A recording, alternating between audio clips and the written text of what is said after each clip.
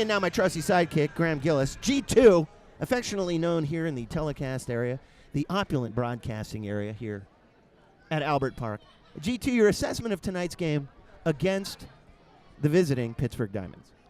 Well, this is just such an unusual situation for the Pacifics to be in. Clearly the most successful team in the Pacific Association, and Matt Kavanaugh's in a tough place here. He's been here since the inaugural season, one of the only people left, really, and he's just got a lot of work to do with big faces leaving. I would never correct you in a million years, but in fact, Kavanaugh came in 2013 when he was a catcher for a year or two. Player-coach, right? And now he's the manager for the last 3 years. So you're right about that. All right, everybody, we're ready for the national anthem. Baseball, professional baseball, Pacific style, is just ahead of us as we rise for the national anthem. Can you see by the dawn's early light what so proudly we hailed at the twilight's last gleam, whose broad stripes and bright stars through the perilous fight o'er the ramparts we watched were so gallantly streaming, and the rocket's red glare, the bombs bursting in air, gave proof through the night that our flag was still there. Oh, say does that star-spangled banner yet wave o'er the land of the free and the home of the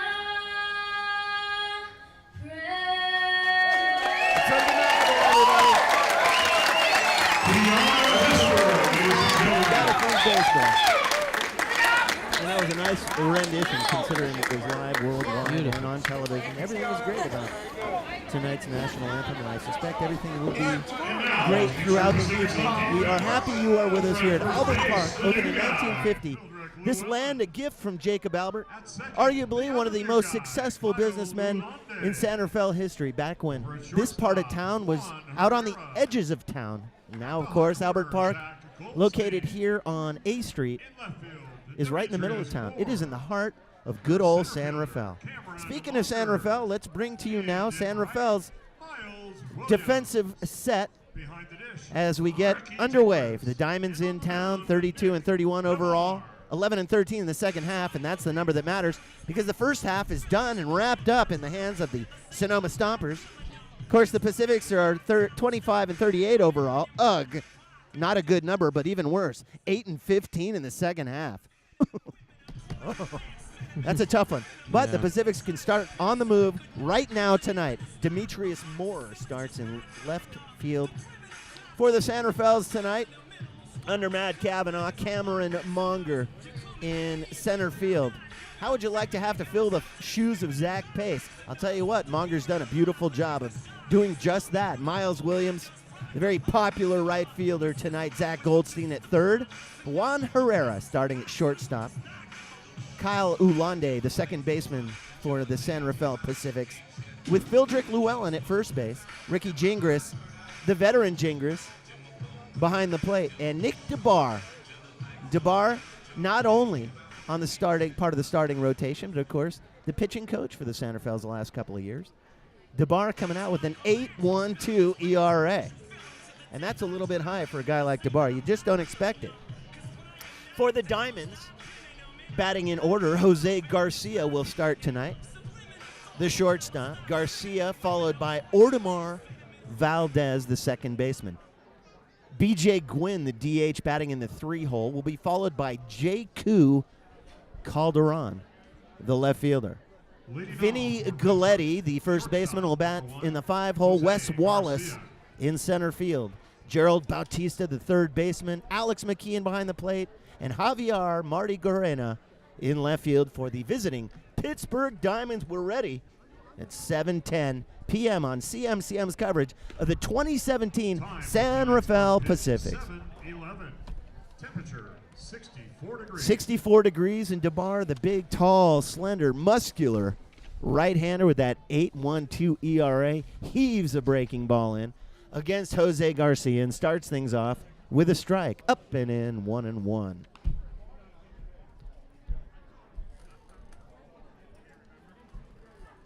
Check it, 2-0. That first one looked perfect to me. I didn't even look at the board, but our home plate umpire is Mark Bellin. Out in the field, Ron Barnes, a name you might recognize from Major League Baseball. And DeBar heaves a fastball up and in, 3-0 very quickly to Jose Garcia, the leadoff batter. Numbers on...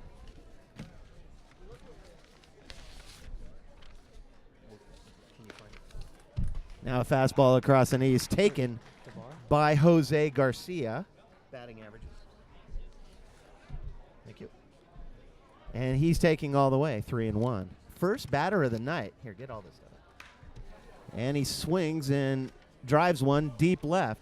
Backing up on it is Demetrius Moore, the first-year man for Kavanaugh. He reaches up and looks into the sun, and he's able to pull it in for the first out of the night. You know, G2, it's never easy when you, in the first couple innings here at Albert Park, if you're in left field or third base, you're looking right into that sun, and that was a towering fly ball, but Moore pulled it in easily.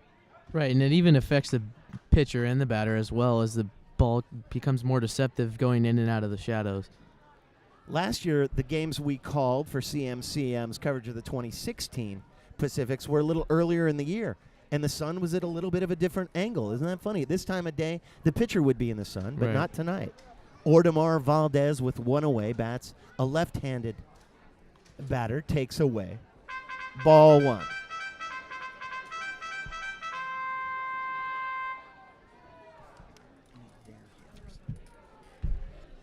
DeBar. G2 and I just getting going. A fastball is laid in there perfectly. Swung on and missed by Ordemar Valdez. It's now 1-1, just the second hitter of the night.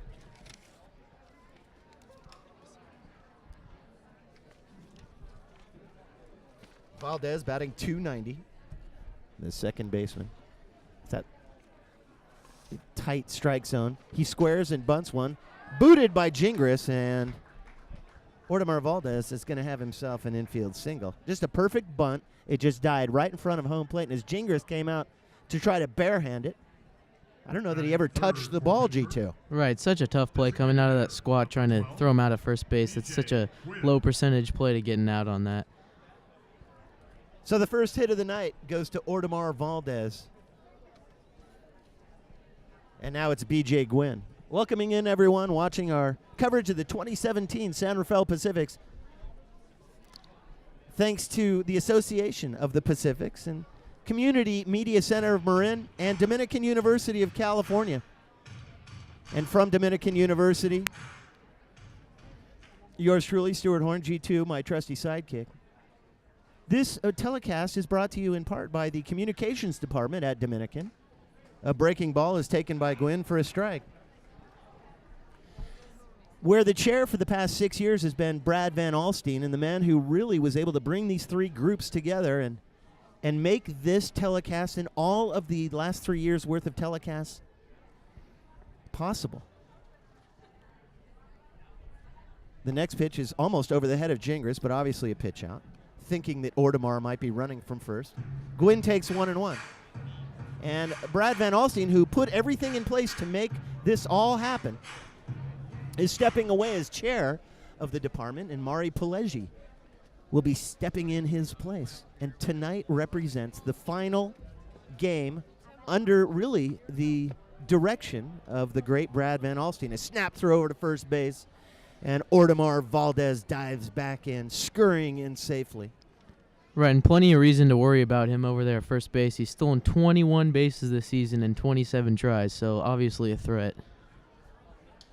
Well, I guarantee that DeBar knows that stat.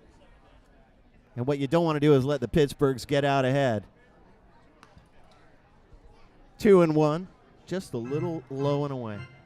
So my personal thanks to the great Brad Van Alstyne. Welcome Mari Pelegi in. She'll be our new chair. Brad's done just an incredibly amazing job, really, growing the department and doing things like getting the Pacifics on television. Fastball. The runner goes. On the way.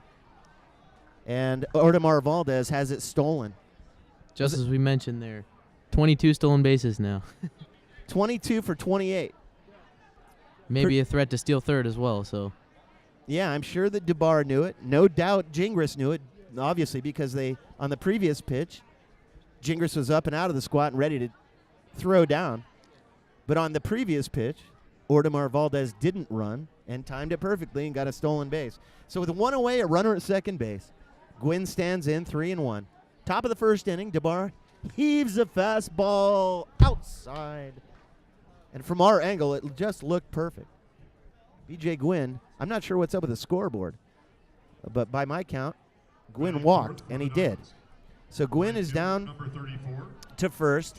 Valdez remains at second base, and here's J.Q. Calderon.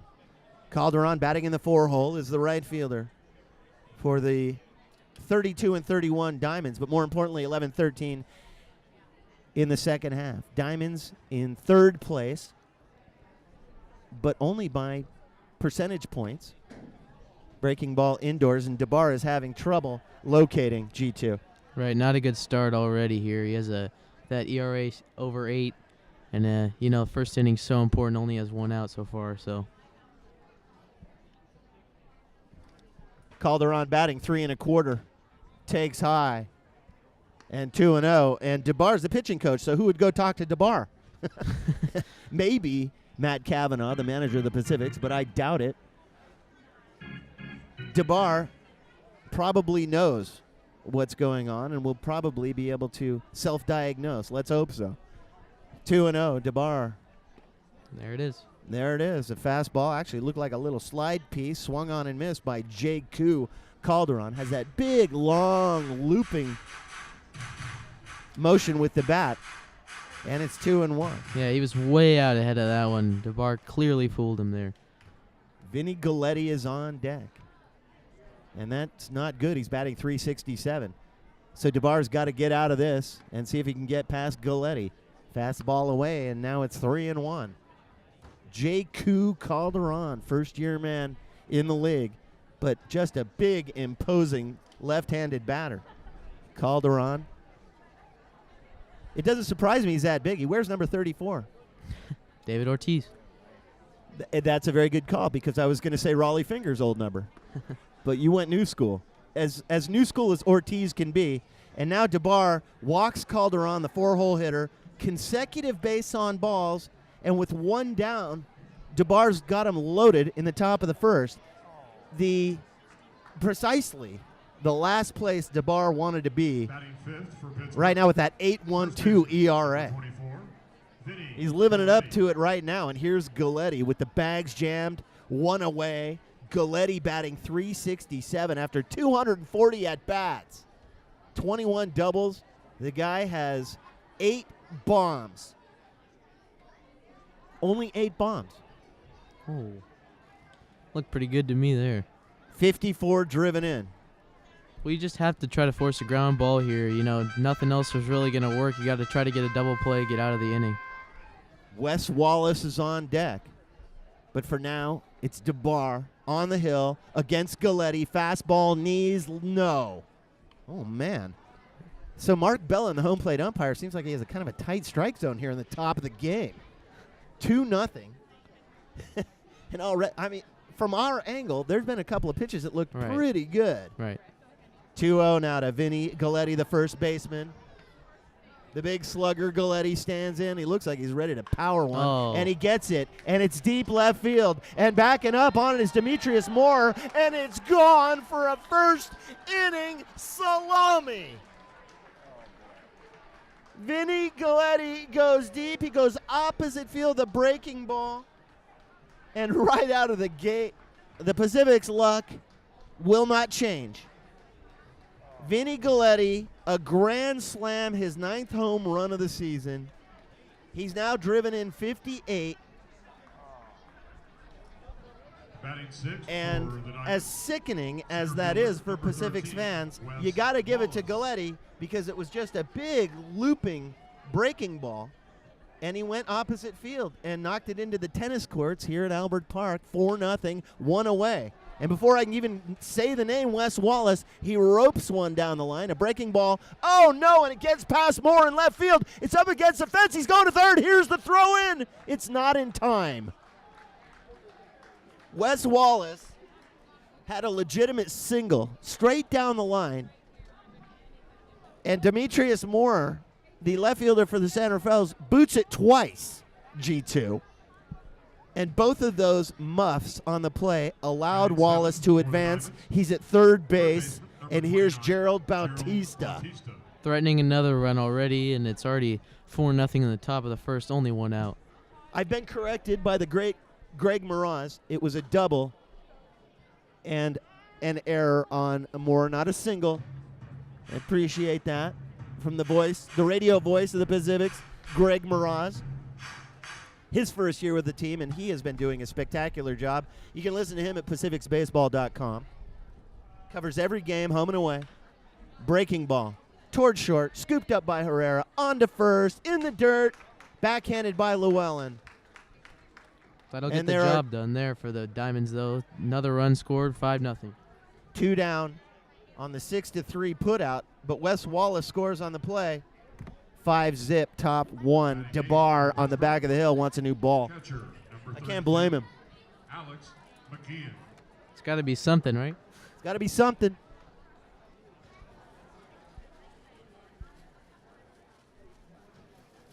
Here's Alex McKeon, everybody, his first at-bat in the 8-hole. Oh, brother, and DeBar almost beamed him. DeBar comes in tonight with an 8.12 ERA, and he's already coughed up 5 earned. Got to be close to 9 already now. McKeon, the catcher for the visiting Diamonds, is batting .228. 1 home run, 8 driven in, and takes 2-0. Javier Marty Carrena is on deck, and he's in the 9-hole. So DeBar would like to get out of this right now. Mercifully, there's nobody on base, but there's a big 5 up next to the Pittsburgh's name on the scoreboard. That beautiful new scoreboard donated by the IBEW 551 and the NECA. And that thing is sweet. If you remember the old scoreboard. Oh, yeah. The new one is beautiful. There's a slider taken by McKeon to 3-1. We also have the new graphic up on our broadcast instead of the live video of the scoreboard like we used to have, remember? Yeah, that's right. Well, Scott Calhoun and his crew are doing magnificent work, and every season the telecasts improve exponentially as Alex McKeon walks the third base on balls issued this inning by Nick DeBar, and here comes Matt Cavanaugh. Because the Diamonds have put 8 to the plate, 6 of whom have made it to base, and 5 of those have come across home. It's 5-0, and there on your TV screen, everybody, you see the manager, Matt Cavanaugh, he's actually standing on top of the hill. DeBar, who's 6'5", stands on the back of the hill. Gingras out there is all but silent, allowing the pitching coach, DeBar, who's also tonight's starting pitcher, to talk with the manager, Matt Cavanaugh. But it seems like Cavanaugh's doing all the talking. 5 runs in, top of the first. Pacific fans are not liking the way this thing's setting up. Pacifics have lost 7 of their last 8 games against the Diamonds. And this is not the way to get started. Our next telecast, everybody, right here, live on Channel 30. Community Media Center of Marin's coverage of the 2017 San Rafael Pacifics. That's 48 hours from now. But for now, it's Javier Marty Carrena, the left fielder, takes his strike across the knees. That's the first batter that DeBar's open with a first pitch strike. So you got to look for positives. Baby steps, G2. And so far, actually, that's huge. DeBar leans back, comes home, chopped foul third base line. That was a Herculean hack. Well, obviously, first pitch strike, it's always known as such an important thing for pitchers to have. And, it clearly shows 5 runs in the first inning. That's so important. He didn't get it against Galletti, which resulted in a grand slam. So DeBar looks in. Gingras behind the plate. Long look out of the left side of his eye and a breaking ball and got him swinging. And 9 batters come up. 3 of them walk. 5 runs come in. 1 error. And after half an inning, the Diamonds lead by a score of 5-0. Coming up for San Rafael, Juan Herrera will lead off, followed by the first baseman, Phildrek Llewellyn, and Jake Taylor. It'll be an exciting bottom of the first, that's for sure. Well, now, as part of our ongoing coverage, we'll send it to the field for Taylor Williams. Take it away, Taylor. Dude, that was an eventful inning for the Pacifics, but especially the visiting team, Pittsburgh. Wow, they had a grand slam from star player Vinny Galletti, and the Pacifics pitcher really just could not find the strike zone all inning. Stu, if that's the story of the game, then it's not looking great for the Pacifics. Hopefully they can turn it around here and put some runs on the board. Back to you.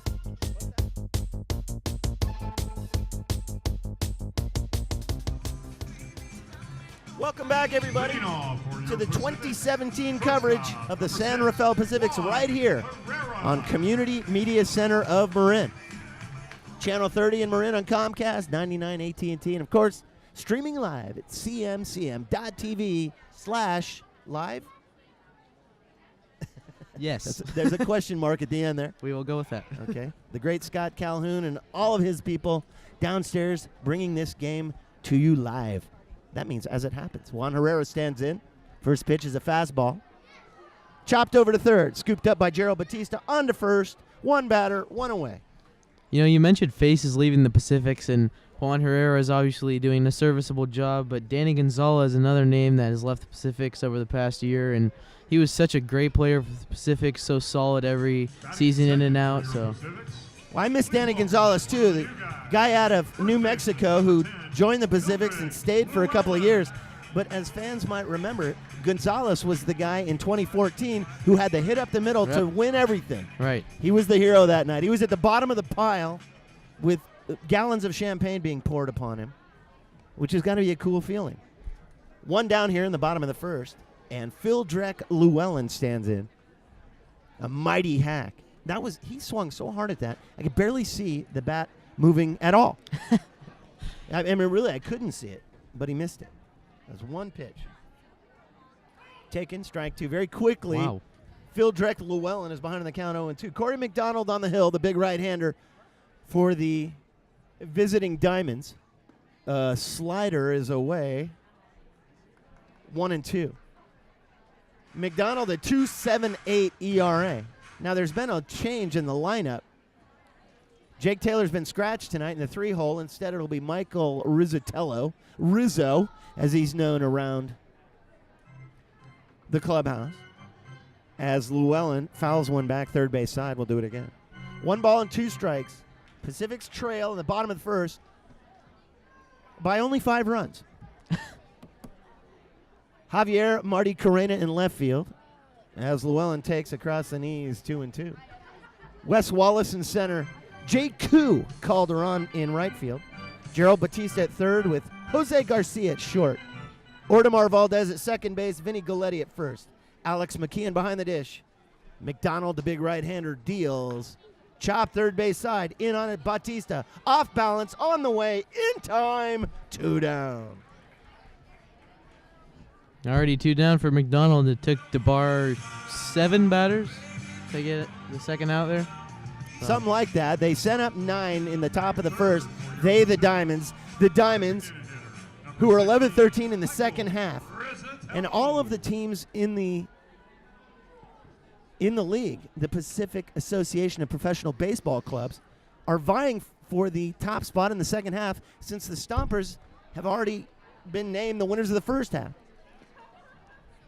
They haven't been named. They earned it. They earned every bit of it. And they are definitely going to the championship as Rizzatello takes 1-1. A big breaking ball. You know, McDonald's throwing everybody that big funky bender. And here's the next pitch, 1-1. Check swing, definitely went around. 1-2. Right, and the Stompers won the first half last year, I believe, and Pacifics came all the way back in the second half of the season and just did a great job. But they're already 10 games back here in the second half. Yeah, and with only 15 games to go. Right. Pretty tough. Hard line drive from Rizzatello. Picked up by Bautista easily, and the Pacifics go after the line drive to third. 1, 2, 3. And very quickly, DeBar is going to be back out there on the hill where he struggled in the top of the first. We go top 2, and the Diamonds will be sending the top of the order. Jose Garcia, Ortimar Valdez, BJ Gwynn. We will send it down to the field now for our colleague Aziz, who will synopsize the bottom of the inning and the Pacific's at-bat tonight for you, everyone, in Arabic. Take it away, Aziz. اهلا بكم جميعا. انا عزيز اعود اليكم من قناه مارين تي في. يوم جميل، يوم مشمس، يوم رائع في حديقه البرت. مباراه اليوم كانت مباراه في البدايه شيقه، ولكن للاسف بدانا بجراند سلام، وهذا قد يؤثر على المباراه بشكل كبير جدا. يجب على فريق ذا باسيفيكس ان يعودوا بقوه ويكون لديهم عدد من المهاجمين ليتمكنوا من معادله المباراه والعوده الى الطريق الصحيح.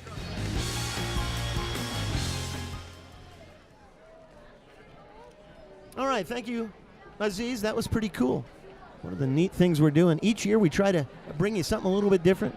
Aziz, bringing you a synopsis at the bottom of each inning in Arabic. There you go. There it is. Dominican, CMCM, the Pacific's diversity reigns. Top of the order, Jose Garcia with a fly ball to left field in his first at-bat.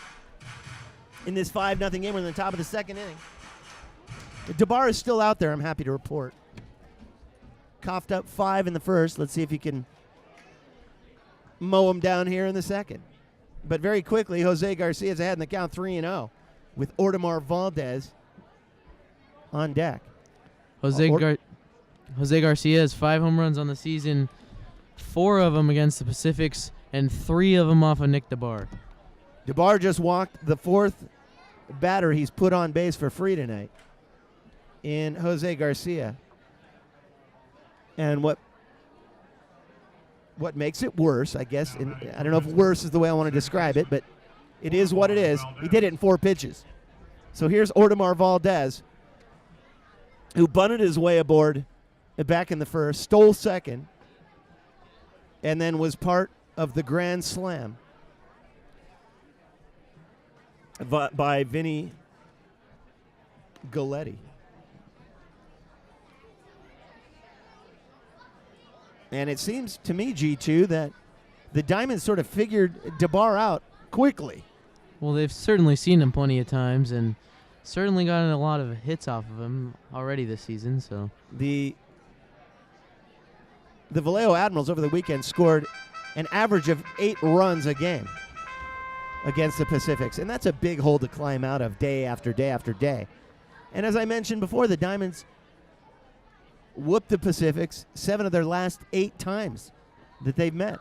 So the Pacifics need to dig deep.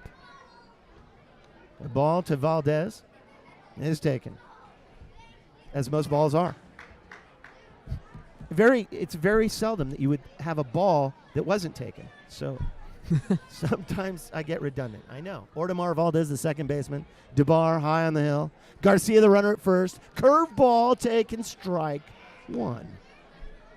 2-1 to Ortimar Valdez. Valdez batting .290 on the season. Has a couple of bombs, 20 driven in.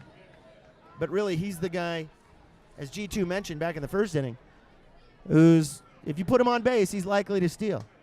Of course, Jose Garcia, over on first base right now, looks like, just looking at him, he looks like a very fast base runner, the type of guy who may very well go. And G2 knows his numbers on the steals.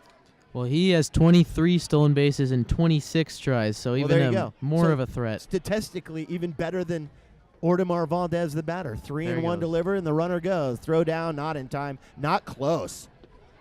Garcia didn't even need to slide. He sort of slid, but I don't think he needed to. Didn't even need to steal. It was a walk. And he didn't need to steal. Well, Which is maybe why it was a half-hearted slide. Nick DeBar is pretty quick to the plate as well. Gingras, obviously a great defensive catcher, and both of those steals weren't even close. And you're absolutely right. In fact, Gingras has one of the quickest pop times in the league. So they're stealing on the motion of DeBar. B.J. Gwynn, who reached on a walk his first time up, officially 0 for 1 on the night. Officially nothing on the night, actually. Takes his strike.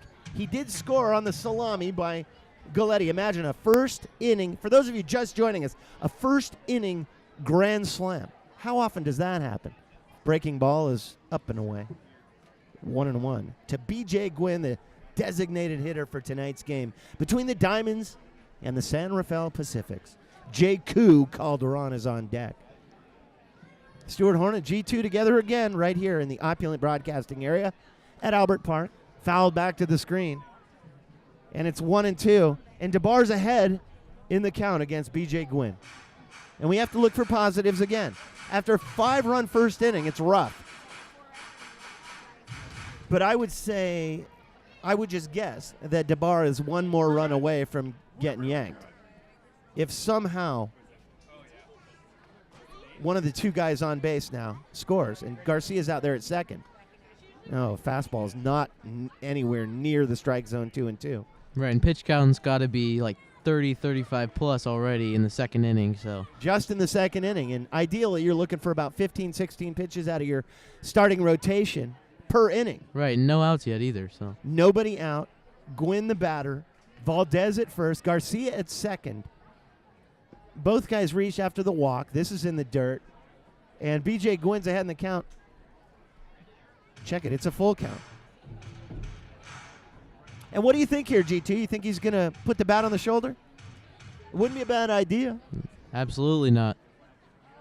DeBar has not demonstrated that he has any command whatsoever, even if he's just trying to pour one across, which, of course, he doesn't want to do to Gwynn. But he doesn't want to walk him full either. And he got him with a slider up around the letters, and Gwynn offers, and for the second strikeout of the night, and DeBar with a moment of brilliance. Looming in the on-deck circle, though, Vinny Galletti, already with a grand slam tonight. You're right, Galletti over there, taking a close look at DeBar. But for now, it's J.Q. Calderon, the cleanup batter. Calderon walked last time and scored on the salami by Galletti. 1 down, 2 on. Garcia at second, Valdez at first. Calderon, the hitter from the left side. Takes high for a ball. And it seems like ball after ball, except when they're in the dirt, are very high from DeBar. And I'm sure that suggests something. Runner goes. Throw down to second is in time. And Audemars Valdez is caught stealing on the play. Jose Garcia steals third on the double steal. Gingras had to make a quick decision, G2. Looks like he's go one hurt. way or the other, but it looked like Garcia had a better jump off of second. So Gingras heads up, goes down to second, because it looked like Audemars Valdez waited just an instant to jump. And that's all it took, and Gingras was able to heave him out 2 down. Calderon still the batter. And a 1-1 count with Vinny Galletti on deck. Calderon batting in the 4-hole. A .325 batter. 8 bombs, 38 driven in. Calderon's a threat, and now he's got a runner in scoring position. He's got Garcia at third base. 2 away. 1-1. DeBar comes home. A breaking ball is taken 2-1. If DeBar could get out here, G2, and get the Pacifics back in the dugout and back up to the plate, that would be more than just a minor victory. After that first inning, that would be huge, especially with Galletti looming, as you so aptly described. Line drive center field. To his right, Monger. He's got it. DeBar is able to get out of it. J.Q. Calderon goes down on a fly ball to center. And as all Pacifics fans know, playing center field here at Albert Park is no easy feat. No runs, no errors, and the score remains 5-0 in favor of the visiting Pittsburgh Diamonds. Bottom two coming up. It'll be the 4, 5, 6 batters for the San Rafaels. Cameron Monger, Ricky Gingras, and Kyle Ulande for San Rafael, who are down 5-0. With a half-inning recap, we send it down to the field to our colleague, Tressa Furry. The Diamonds threatened with some couple walks, but other than that, it was flyouts and groundouts. So no runs on the board for Pittsburgh. Let's see if the Pacifics can actually score a run and diminish the 5-run lead. Back to you. Welcome back, everybody. Just a perfect night for Pacifics baseball. Professional baseball at Albert Park. Bottom of the second inning, where the Pacifics, the home team here at Albert Park, are trailing 5-0. Cameron Munger, his first at-bat of the night. A first-year man with San Rafael and an absolute favorite by the fans. Corey McDonald heaves a fastball in, is taken for a strike. Munger waves at a slider, and he's now behind in the count, 0-2. Monger's hitting 279 on the year with 5 bombs and 18 RBIs. Ricky Gingras is on deck. Monger, the center fielder, swings at a high fastball, and very quickly one away. Downtown San Rafael. That's easy for me to say. Right here in California, where baseball is a beautiful thing. Here's Ricky Gingras, everybody. Gingras, the veteran of the Pacifics, behind the plate. His first at-bat, one away, bottom two. San Rafael trailing 5-0. It hurts to say it. Let's change that. Across the knees, taken by Gingras, who was able, in the top of the inning, to throw out the very speedy Ordemar Valdez as he tried to steal second base against Gingras. But Gingras said no. Gingras waves at a breaking ball and fouls it out on an Anderson drive. 0-2 with Kyle Ulande on deck. Bottom of the second. And Gingras, another one out on Anderson drive. You know, if you were out on Anderson drive right now and needed some baseballs, it'd be a good place to be, because Gingras has just deposited a pair in the exact same area. I remember, you know, like if you were a little kid and you needed a baseball, I can't think how many times that we needed a baseball. That'd be a good place to go. Gingras stands in 0-2. Outside 1-2. Good eye. Well, Ricky Gingras has really been a bright spot for the Pacifics again this year, as he has every single season. Hitting 285, 2 home runs, 22 RBIs, and his defense is just always stellar. Gingras 1-2, breaking ball, first base side. There's a base hit as Vinny Galletti's unable to get off the bag and get to it. Right between Valdez and Galletti, and Gingras is aboard. A bright spot on the night. The Pacifics have their first base runner and their first base knock.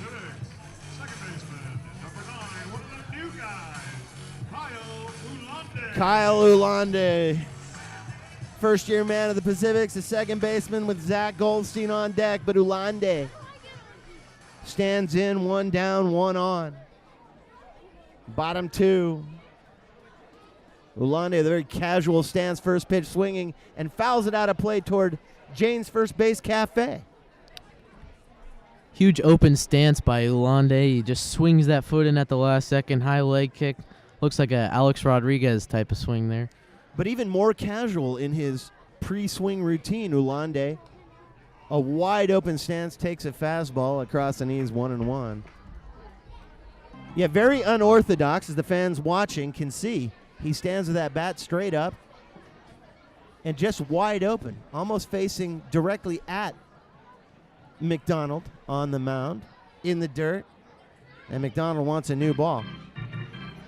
Or I suspect that Mark Bellin isn't going to let him use a ball that's all scuffed up with mud on it. So Ulande's back in there, 1 down, 1 on. Bottom 2.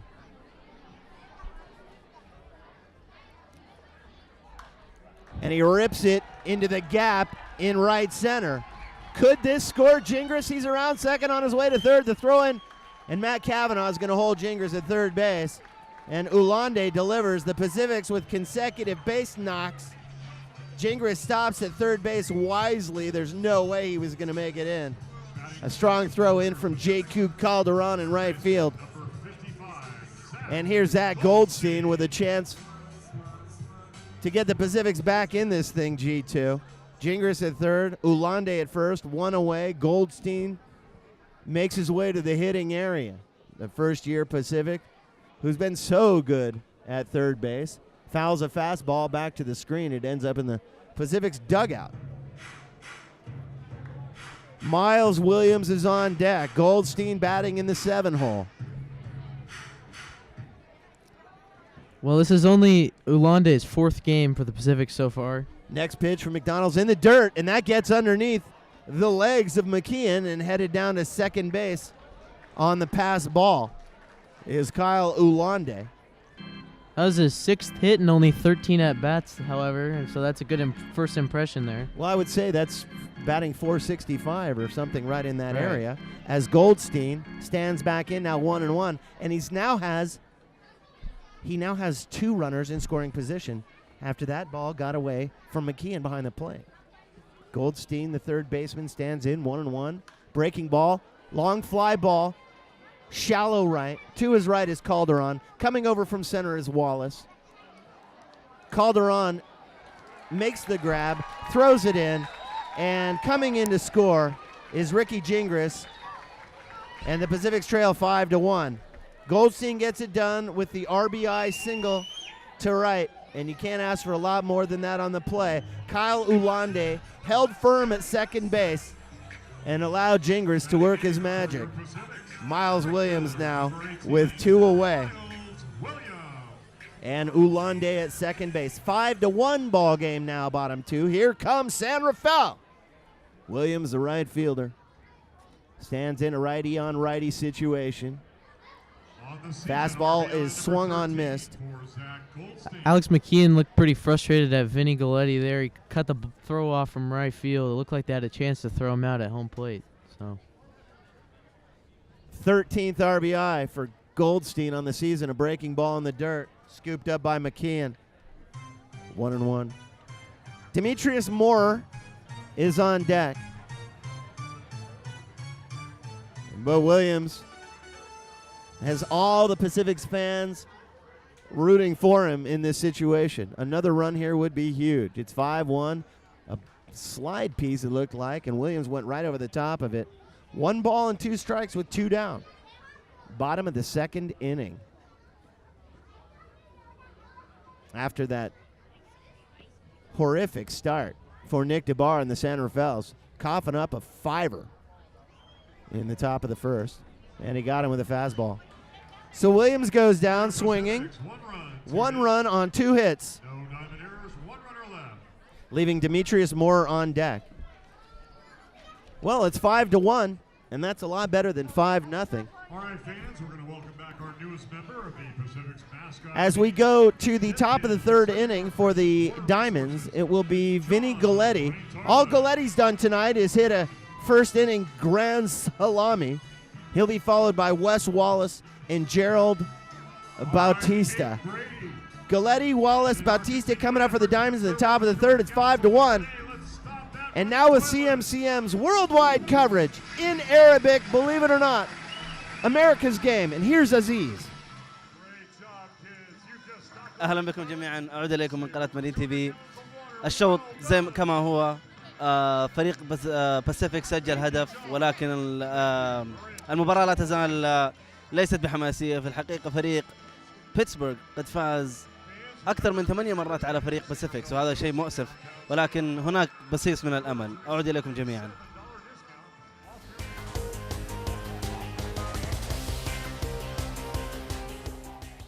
Man, man, is this great. Downtown San Rafael, Yes. just a perfect night for San Rafael Pacific's baseball. Joining me now in the opulent broadcasting areas is my buddy, my right hand, not man, not by a long shot, my right hand woman, Tressa Furry, who's been doing great work in between innings as we start the top of the third inning. And Tressa, as you saw when Yes. you were down in the dugout area, broadcasting and producing tonight's telecast, did this guy, who's at the plate, Vinny Galletti, hit a grand slam in the top of the first inning. Yes, he did. And it was deep. Left field, opposite, as Galletti is up in the count 2-1. His second at-bat tonight, and all he did in the first was an opposite field grand slam. Wes Wallace is on deck. Galletti batting in the 5-hole, and there's a Herculean swing and a miss, 2-2. What I find most disturbing right now is that Nick DeBar, apologies, 5 walks in this game. It's the first time I've ever heard anybody call him Nicky, and for a second I thought, wait a minute, are you guys friends or something that you can call him Nicky? Long fly ball, left field, Moorer's back, he's got it. Just barely missed it, one away, as Galletti let it fly with that same sort of inside-out opposite field hack that he had on the grand slam in the first inning. But didn't quite get it, one away. Here's Wes Wallace. Wallace scored his last time up after reaching base. A single, well, it was a double, and then he got all the way over to third base after Moorer booted it in left field. A slow chopper to Goldstein in time. Wallace is gone.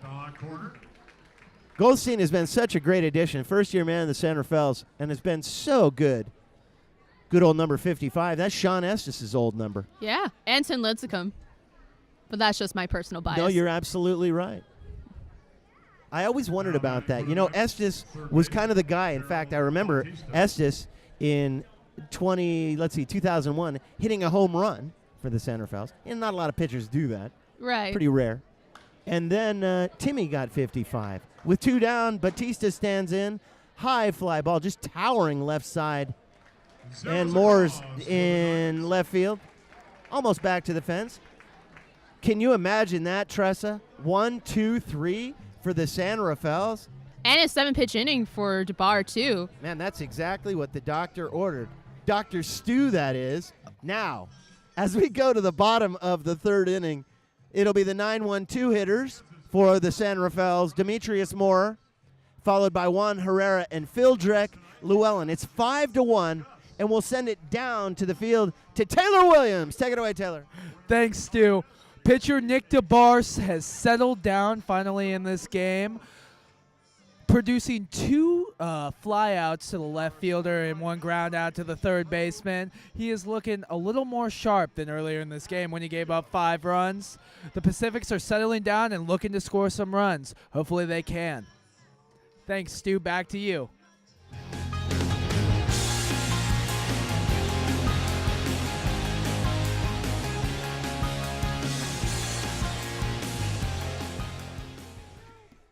Oh, well. Right here, San Rafael Pacifics, Channel 30, Comcast Marin, AT&T Uverse, Channel 99, and online at cmcm.tv/edu. CMCM, like Community Media Center of Marin, cmcm.tv/edu. And a fan just came by and was watching tonight's telecast on his phone here in the park. He had the headphones in, so he's listening to the whole thing, and he's watching it live. If you don't love technology, well, I don't know. I don't know what to say about that. If you love baseball and you love technology, then Dream come true. yeah, then it's a great combo. The CM connection is the way to go. Demetrius Moore, who was able to handle that fly ball in the top of the inning that ended things, the towering fly ball from Gerald Batista, stands in, and he's ahead in the count 3-1. Stuart Horn and Tressa Furry with you. Tressa, a student communications prodigy, really, over Dominican as Demetrius Moore walks. His first at-bat of the night, and the Pacifics have another base runner, and that's exactly what they need. Here's Juan Herrera. Just an excellent crowd here tonight, Teresa. Yes. Appreciate everybody tuning in and watching tonight's telecast. It's actually kind of chilly out here tonight. We will be back in 48 hours for another telecast on CMCM. Demetrius Moore, the runner at first base. And the first pitch to Juan Herrera is slashed over to second. It's booted by Ordemar Valdez, who's able to stick with it. He had an easy double play because it was right to him and it was hit hard. But Moore sped past him and is safe at second base. Juan Herrera gets the put out. And Herrera shouldn't be disappointed with that out because not only did he avoid a double play, he got a runner in scoring position, which is something the Pacifics desperately need. Well, that's a very good point. He was able to sacrifice Demetrius Moore over to second base. And here's Phil Dreck Llewellyn. Llewellyn in the bottom of the first inning chopped one over to third. Gerald Batista was quick to throw him out. Llewellyn spins and hammers one down the third base line. Foul. Michael Rizzatello is on deck. Taylor, originally slated to DH in the 3-hole, was scratched at the top of the game. Have not heard why yet, but I'll check with Greg Moraz. In the dirt, taken by Phil Dreck Llewellyn, first-year man with the San Rafaels. 1-1. Llewellyn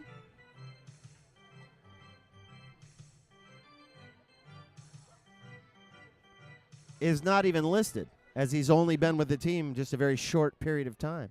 First baseman, Llewellyn, has that wide open stance, a runner at second base, one away, and he fouls one on him. Might have hit him on the top of the foot. He's going to walk it off.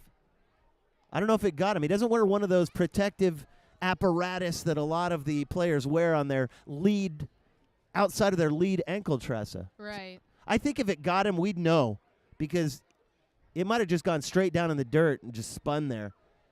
Or Because even- usually when the guys get whacked in the ankle by their own foul ball, they're pacing around for a while trying to walk it off. And you feel that pain too. The 1-2 is taken low, 2-2, a big breaking ball. Corey McDonald, that 2.78 ERA, is throwing very well so far. 2-2 to Phil Dreck Llewellyn. Hammers one, shallow center.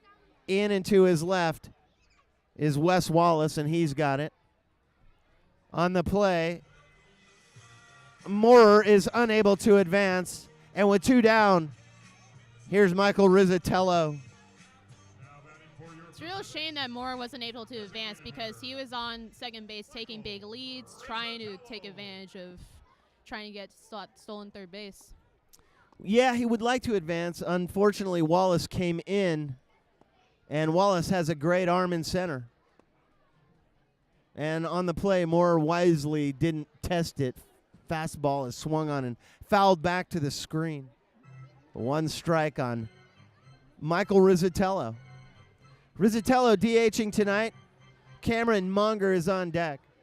Horn and Furry together again in the telecast booth. What a great night for baseball. The lights are fully on, have been for a while. A changeup with a ton of movement. Rizzatello takes 1-1. Believe it or not, looking back at my scorecard, all the at-bats so far have first pitch strikes, either taken or swung at. So it looks like the Pacifics are just swinging and seeing what happens. Well, that's a very good point. 1-1 is up and in and taken by Riz. 2-1. Conversely, Nick DeBar has only gotten, at least in the first inning, he was only able to get a first pitch strike one time in 9 batters. Mm-hmm. But, of course, the last time in the third, he was able to get him 1-2-3. Check it. Yeah, 1-2-3 in Yeah. the top of the third. You're correct. Yeah. So just a tough start as Riz is in there, 3-1. Tough start for DeBar. Coughing up 5 in the first, but since then he's settled down. He faced 4 batters in the second and 3 in the third. Let's hope he doesn't reflect that 8.12 ERA. Strike is taken and the count is full. Well, with 5 in the first, it doesn't reflect an 8.12. In fact, it's much higher. But let's hope he can bring that down by the end of the game, because I don't know how far DeBar is going to go. He's already thrown 60-something pitches.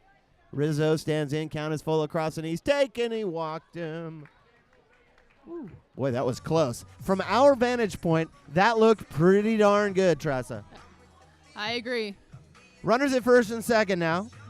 And here's Cameron Monger, who's eminently capable. I don't know about you, Stu, but I'm not seeing anything unusual at the strike zone tonight. What do you mean by that? Well, I'm not seeing too many questionable strikes or balls. It looks like the strike zone's been very consistent. I see. So I far. see. On the part of the home plate umpire, Mark Bellin. Monger, batting .279, has 5 bombs and 18 driven in coming into tonight's action. He fouls one third base side.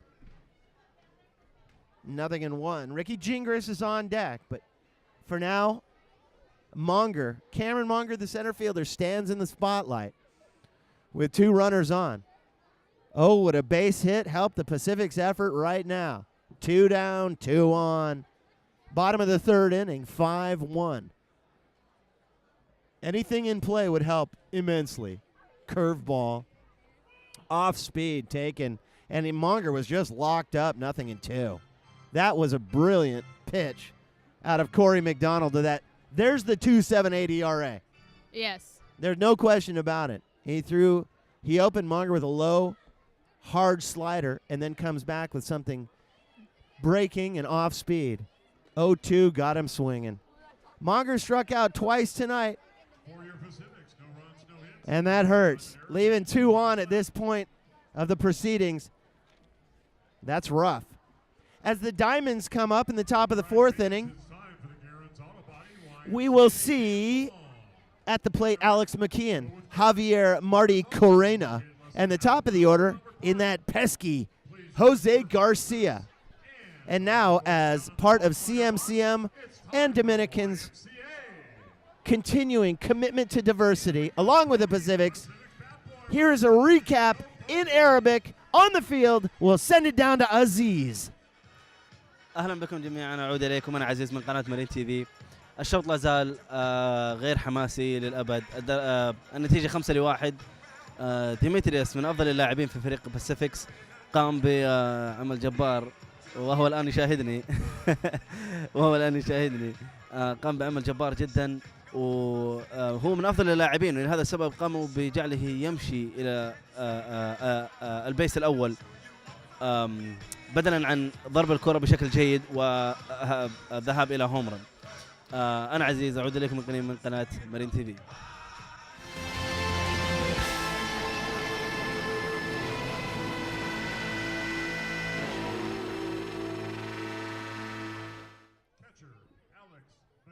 Alex McKeon will lead things off. The catcher for the visiting Pittsburg Diamonds, who are currently in 3rd place in the Pacific Association of Professional Baseball Clubs, but the Pacifics are in 4th place out of 4 teams. So the Pacifics need to come back hard. It's 5-1. We're in the top of the 4th inning, everybody. Nick DeBar is still out on the mound. McKeon walked and was stranded at first base back in the 1st inning. And here he almost lost his balance, Tressa. He's ahead in the count 2-0. Well, Nick DeBar is currently at 60 pitches through 4 innings. So compared to the 1st inning, he's definitely calmed down, but I'm pretty sure he doesn't want to repeat a 32-pitch 1st inning. Oy vey. Chop 3rd base line and foul for Alex McKeon. 2-1. 30 pitches in any inning is about 15 too many, especially in the 1st inning for your starter. Javier Marty Corena is on deck. For now, it's McKeon. Fly ball center field. Going back is Monger at the wall, and he's got it. Oh. Albert Park, very difficult ballpark to knock one out of over the center field wall. It's 370, but that wall is 25 feet high out there. 315 down the lines. but 370 straight away. And McKeon got a good piece of it, but Munger read it and got a very nice jump on the play, one away. Here's Javier Marty Corena. Struck out swinging to end that first inning nightmare for the San Rafaels. 9 batters, and Marty Corena was the 9th. A big loop and breaking ball from the big right-hander DeBar is taken 1-0. Jose Garcia is on deck at the top of the order, but for now, Javier Marty Corena, left fielder. 0 for 1 on the night here in the top of the 4th inning. Waggles the bat very high. DeBar comes home. Soft chopper back to Nick. He goes on to first. 2 away. Good get there by the San Rafael's first baseman, Phil Drek Llewellyn. So Javier Marty Corena goes down 1 to the covering 3. And here is number 1, Jose Garcia. He wears number 1. He bats in the 1 hole. And he had the first out of the night tonight. Any other ones I can think of, Tressa? Ooh, let's Or think. can you think of, I should say? Ordemar Valdez is on deck. I don't mean to put you on the spot. Top of the 4th. Right. Here's Garcia. Well, he's not a number 1, but his stature kind of reminds me of Jose Altuve right now. That's not a bad call. Jose Garcia, the shortstop for the visiting Diamonds, 11-13 in the second half, vying for that top spot. Who will play the Stompers in the championship series at the end of August for all the marbles? In this case, a big ring. And in fact, speaking of rings, in between innings coming up very soon, I suspect that Scott Calhoun and the CMCM production crew is going to show you my championship ring from 2014. Because one of the broadcasters for the team that year, the Pacifics were good enough to present me with a ring at the end of the season. What a great moment it was, 2-1. Garcia, so close, 3-1. DeBar needs to get out of this and do it right now, top 4. 5-1, needs to get his team back in the dugout and get his guys back at the plate.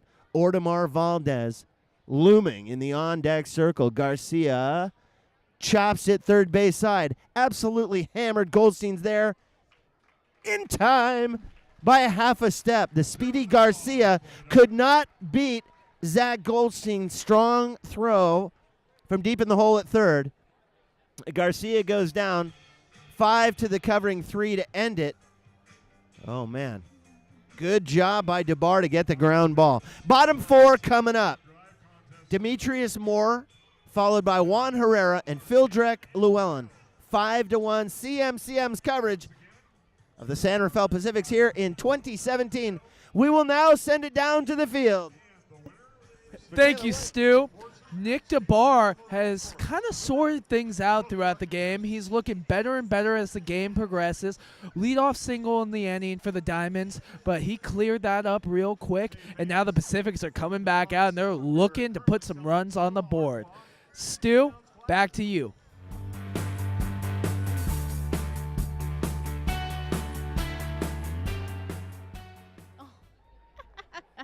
Oh, man. Well, that's kind of fuzzy. No, that's fuzzy. We're going to try that again because that doesn't do justice to a championship ring. That does justice, though. There we are in the opulent broadcasting area. There she is, all smiles. Tressa to my right. Stuart Horn, yours truly, from Dominican University of California, from which both Tressa and myself hail. And we are happy to be here. Ricky Gingras is coming up. Gingras, a fan favorite, has a single and the only run scored for the good old Pacifics tonight. It's 5-1. We are bottom 4 against the visiting Pittsburg Diamonds. Gingras, Ulande, Goldstein here, bottom 4. Corey McDonald, the big right-hander, is still out on the hill with that 2.78 ERA. Just 1 run scored for the San Rafaels, and that was back in the second inning when Gingras stroked one into right field and then came around thanks to consecutive live balls by Ulande and Goldstein. This is fouled out on Anderson Drive. And Tressa, I don't know if you've ever driven down Anderson Drive when the Pacifics are playing, but balls seem to be flying out there all the time. Towering fly ball. Shallow center field. Coming in Wallace. And he makes the grab. Well, Sue, I don't have experience with Anderson Drive for Pacifics games, but I do live close to a Little League field. Yeah. So we've gotten that before. Yeah, it's similar, except professionals tend to hit the ball harder, longer, and more of them when they get out at play. Oh, look at that. There's the championship ring. That's the 2014 championship ring for the Pacifics. How beautiful is that, fans? No Tiffany diamonds in it, but still just as stunning. Well, you never know what's in that ring. I know what's in it because that's my ring. And you earned it, Stu. I did earn that ring.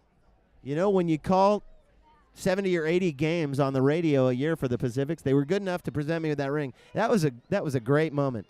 It connected me with the team. Ulande stands in and quickly is behind the count. 0-2 with Zach Goldstein on deck. He waves at a breaking ball outside, off balance. And Ulande was fooled 2 down as he goes down. Technically, he went down swinging, Tressa, but I think he'll see that on video and say, well, that wasn't much of a swing. Zach Goldstein with 2 away. Nobody on here in the bottom of the 4th inning. It's a 5-1 ball game.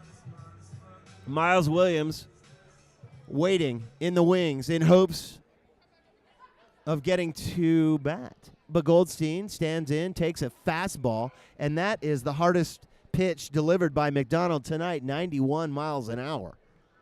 Goldstein behind in the count, 0-1. Breaking ball is chopped off of the plate, and quickly McDonald again ahead in the count. McDonald's working very quickly, Tressa. Well, he's getting, like I said, he's getting a lot of first pitch strikes, and so that's making the Pacifics chase more. Yeah, Therefore, you're right. Easy to get his 4 strikeouts so far. Goldstein stands in, 0-2. Oh, and he got nailed in the left shoulder. Turned away from it the way he has been taught since he was in Little League. And he wears the protective apparatus on his leading elbow, his left elbow. It's like Barry Bonds used to wear it. Of course, Bonds, though, is a left-handed batter, so he wore it on his right elbow. But it's the same kind of piece. But that came up and in, and he turned away from it, hit him on the shoulder. And Goldstein, to his credit, never rubbed it. It seemed like he wanted to rub it. First hit batsman of the night, and here's Miles Williams. Williams takes. Williams ended the second inning, the effort in the second by the Pacifics, by swinging at strike 3. He's batting in the 8th hole, or in the 8th hole, not the 8th hole. This is a soft, looping, kind of a dead bird out to short. Jose Garcia can't backhand it. He kind of moved in on it, moved to his right, and it just was out of his reach. And Miles Williams is on base with the third base hit of the night for the Santa Fels. Goldstein moves over to second base, and here comes Demetrius Moorer.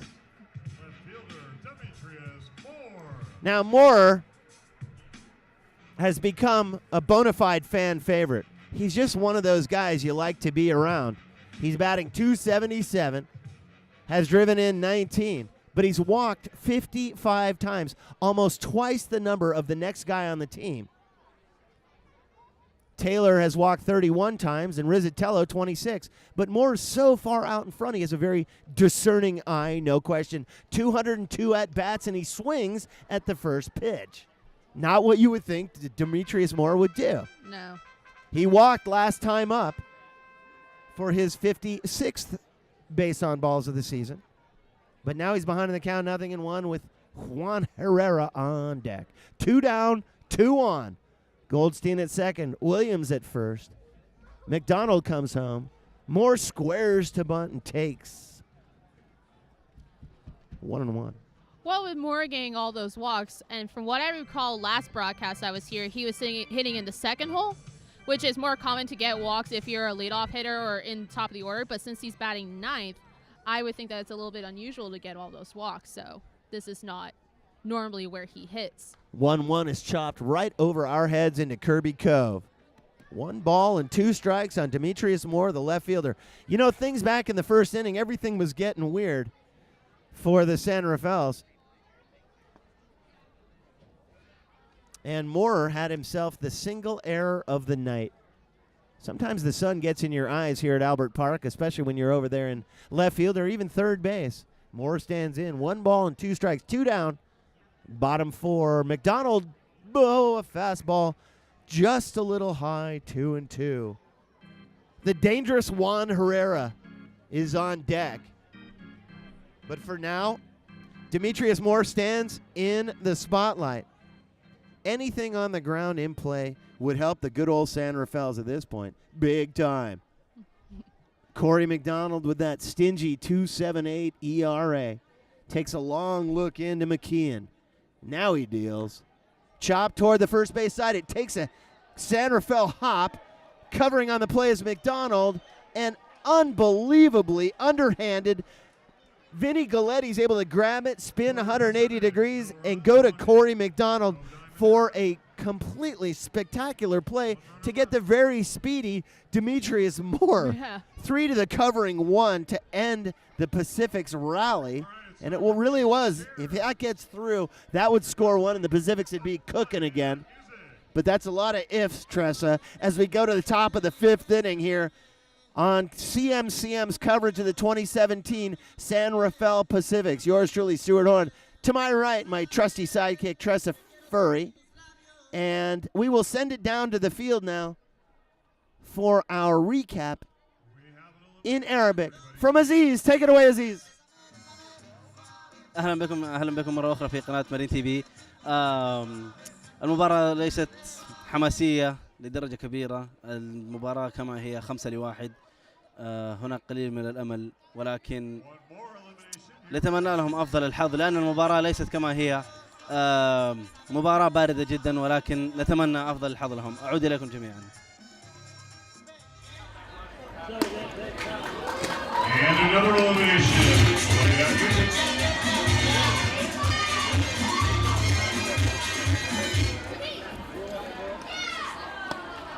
And one more.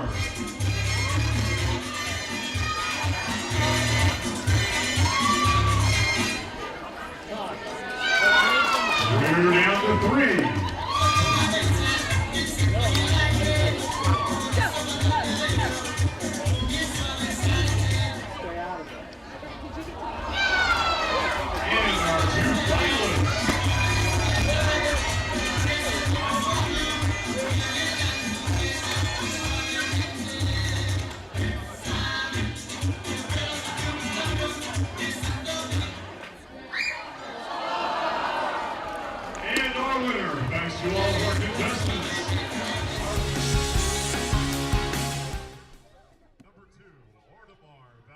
Ordemar Valdez will lead things off here for the visiting Pittsburg Diamonds. Some fans came by. Where is Pittsburgh, they said. Pittsburgh? Huh. Not Pittsburgh, Pennsylvania. No. Pittsburgh over there in the East Bay. Way out there. Let's see. What's a close town? Beyond Livermore. No, it's sort of the other direction. I would say Antioch, maybe? There you go. It's right next to Antioch. Very good. Bar Tressa Furry. stations help me out. Okay. All right, Ordemar stands in. Ordemar Valdez is tonight a bunt single, a run scored, and a walk in the second. His 3rd at-bat. We're in the top of the 5th inning. And DeBar, who after that 5-run first inning has settled down and looking pretty good. 1-1 now to the 2-hole hitter, the second baseman, Ordemar Valdez. B.J. Gwynn is on deck, and he'll be followed by J.Q. Calderon. 2-1 as a breaking ball is very high. Well, what I think about DeBar is that although he had the 5-run first inning, 4 of those runs were given up on 1 pitch. Well, that's a very good point. Yeah. So it's kind of just like one little error, so now he can settle down. It's not too much of a mental toll on him. Breaking Oh. breaking ball. I didn't mean to cut you off there. Sometimes I do. I get excited sometimes. But if I do it, just keep talking. I'll get out of your way. Ordemar Valdez 2-2. Swings at a breaking ball, and DeBar needs to get out of this batter right now and go to work on B.J. Gwynn, who waits in the on-deck circle. DeBar deals. A fastball is swung on and popped out of play. And it seems to me, Tressa, that the big right-hander is slowing things down because that looked to be his power fastball, and it seemed to be 3 or 4 miles an hour slower than his fastball back in the third when he got the Diamonds 1-2-3. Oh, breaking ball, no. The count is full. Well, that was just a big, stanky curveball. And it had Valdez totally locked up. It could have just as well gone across his belt and been called strike 3 because Valdez was locked. It just happened to be up and away. Here it is. Fastball, long fly ball, deep right field. Backing up Williams. At the wall, Williams. Home run. Ordemar Valdez, a 3-2 fastball, and Valdez takes it a mile over the right field wall. On the season for Valdez, he's not listed, and that's why our overhead announcer here didn't say, oh, here he is. Valdez, that's his third bomb of the season, 21st RBI, and DeBar just gave back the run that the Pacifics was able to scratch out back in the third. Now it's 6-1. And B.J. Gwynn stands in. There it was. DeBar had Valdez locked on the previous pitch, the breaking ball that didn't fall in for called strike 3. And the very next pitch, a fastball, a complete tater. And it was just a mile over the right field wall. He just powered it out of here. And the fans are still buzzing because it was such a tremendously hit ball. Gwynn fouls one, first baseline, 1-1. J.Q. Calderon is on deck, everybody. Top of the 5th inning. That hurts. Gwynn, let's see what's doing.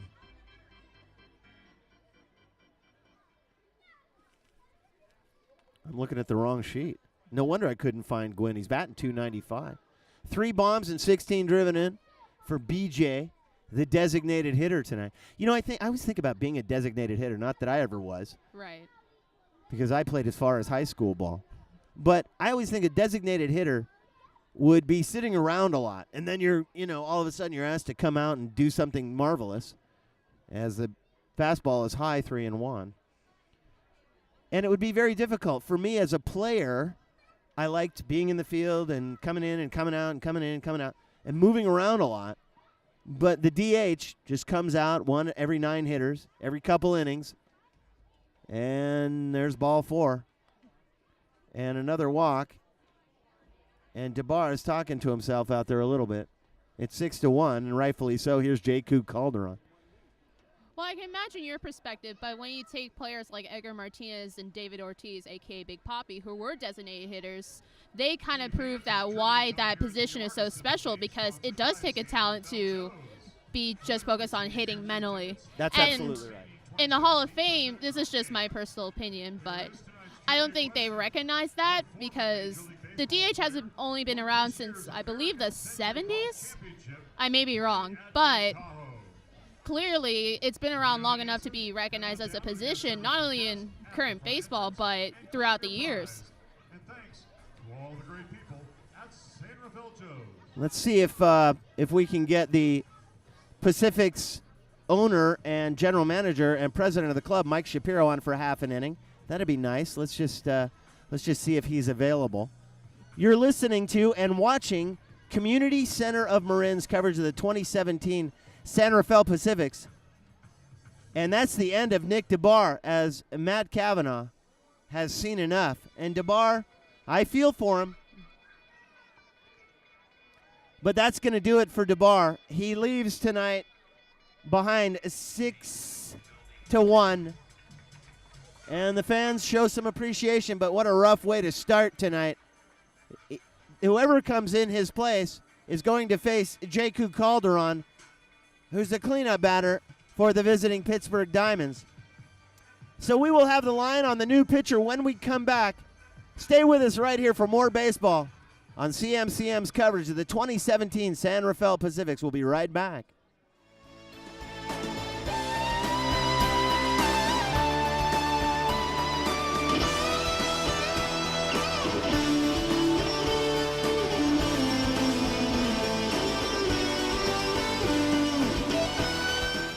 Jake Pintar has taken over the pitching duties for the San Rafael Pacifics, and the very first pitch is squibbed into right field to J.Q. Calderon, who is on base for the second time tonight. Here's Vinny Guletti, who led off. Well, he didn't lead anything off, but his very first at-bat back in the first inning was nothing other than a grand slam. So the Pacifics are in a little bit of trouble as DeBar coughed up the home run to Connor Valdez and then walked B.J. Gwynn and made his way to the showers. Jake Pintar, the 6'5" right-hander for the San Rafaels, tall, slender guy, hard-throwing sidearm kind of guy. Breaking ball is laid into Galletti and taken away. Ball one. Gwynn, the runner at second. J.Q. Calderon, the runner at first. And Tressa is going to now read us the line on Jake Pintar. Jake Pintar, he has a 2-0 record with a 4.33 ERA. He has pitched in 26 games with 43.66 innings pitched, giving up 45 hits, 27 runs, 21 of those runs being earned. Luckily, has not given up any home runs nor hit by pitches, but he does have 18 walks to 32 strikeouts. All right, well, thank you very much. Galletti stands in, ahead in the count 2-0. Tough night for the San Rafaels, trailing 6-1. Pintar, a breaking ball toward first, takes a weird hop onto second for the front end, but not hit sharply enough for the Pacifics to turn two. So Galletti is safe at first. Out at second base is J.Q. Calderon. Moving to third on the play is B.J. Gwynn. And now with one away Number 13, Wes Wallace. is Wes Wallace. J.Q. Calderon has thrown out 4 to the covering 6 at second. And the big, tall Jake Pintar. You know, the one thing that stands out about Pintar's uniform, to me, clearly, Tressa, is his pants don't match the top of his uniform. His pants are sort of an off-white, where everybody else is a very stark, bright white. Pintar's looks like he washed him in the same load as some darks or something. I don't know a ton about laundry, but one thing I do know is his pants don't match the top of his uniform. Fastball is swung on by Galletti. By Wallace, pardon me. Gerald Bautista is on deck. Wallace is 1 for 2 on the night. A run scored, and on the pitch as it gets away from Gingras just momentarily, Vinny Galletti makes his way down to second base. Uncontested.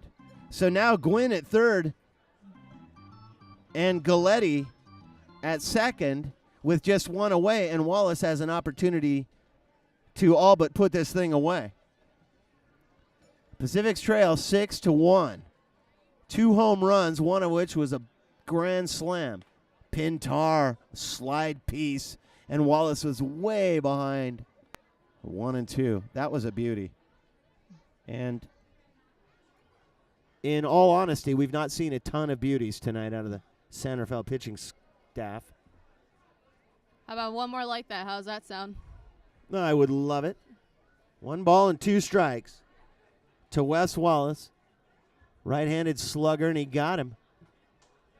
And there are 2 away. So Yes, sir, another K for kids. Pintar comes in and is able to strike out Wallace. That is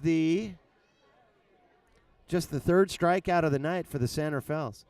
Now batting for the Diamonds, Here's Gerald Bautista. Gerald Bautista. Bautista is 0 for 2 on the night with a ground ball and a fly ball. So he's whacking it around. He just can't find the field. Bautista batting .234 coming into tonight's action. 6 home runs and 22 driven in. Bautista, the third baseman, ended things in the 3rd inning. But here we are in the 5th, and a breaking ball is low and away, and it's 2-0. 3rd at-bat for Bautista with Alex McKeon on deck. B.J. Gwynn at third base. Galletti, the runner, at second. Just a change up with a ton of movement is swung on and fouled back to the screen. And it's 2-1. Batista was right on it. He just rolled over the top of it. Galletti, it looks like, reached officially on a pass ball as it got under Gingras' legs, and he just couldn't get there. Batista stands in. 2-1, chopper towards short. In on it very quickly is Herrera, and in tons of time. He's able to throw out the very speedy Gerald Batista. Well, I think that Pintar Tressa did a good job coming in place of Nick DeBar, but the home run put the Pacifics back yet another one. We're going to go bottom 5, where the score remains 6-1. It will be the top of the order for San Rafael in Juan Herrera, in Phil Drek Llewellyn, and Michael Rizzatello. 1, 2, 3 batters, and we'll send it now down to Taylor Williams and the Drake on the field. Take it away, Taylor. I'm joined now by the boy right here. How you doing, buddy? He's doing good. He can't talk right now. But what an eventful inning for the opposing team. He's going to leave me right now. But what an eventful inning. Odemar Vardez hit a home run. It's now 6-0. And the Pacifics really need to get something going. Stu, I'm going to send it back to you.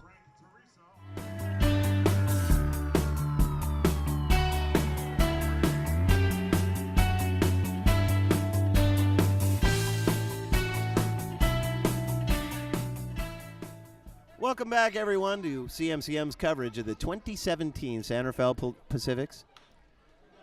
First pitch swinging, Juan Herrera hammers to short, booted by Garcia. Herrera's aboard, and the San Rafaels have a base runner here in the bottom of the 5th, where they trail by a score of 6-1. Herrera, the first error of the night, Tressa by the Diamonds, committed by Jose Garcia. Here's Phil Drek Llewellyn. Is that a good thing? You don't want to root against the other team, but sometimes when you're down 6-1 and it's getting late, an error can really help things. We'll see. Now this gets away from McKeon. Oh, man. And Herrera had a golden opportunity to scoot down to second base as the pitch got away from Alex McKeon for a moment. Now he wants to talk to Corey McDonald and get on the same page. Obviously, McKeon was expecting something other than what McDonald served. McDonald really heaved a Big Mac in there, and McKeon was waiting on a fish fillet. Phil Drek, you're supposed to say that's a good one, Stu. That's a good one, Stu. You're my favorite professor. Thanks, Tressa.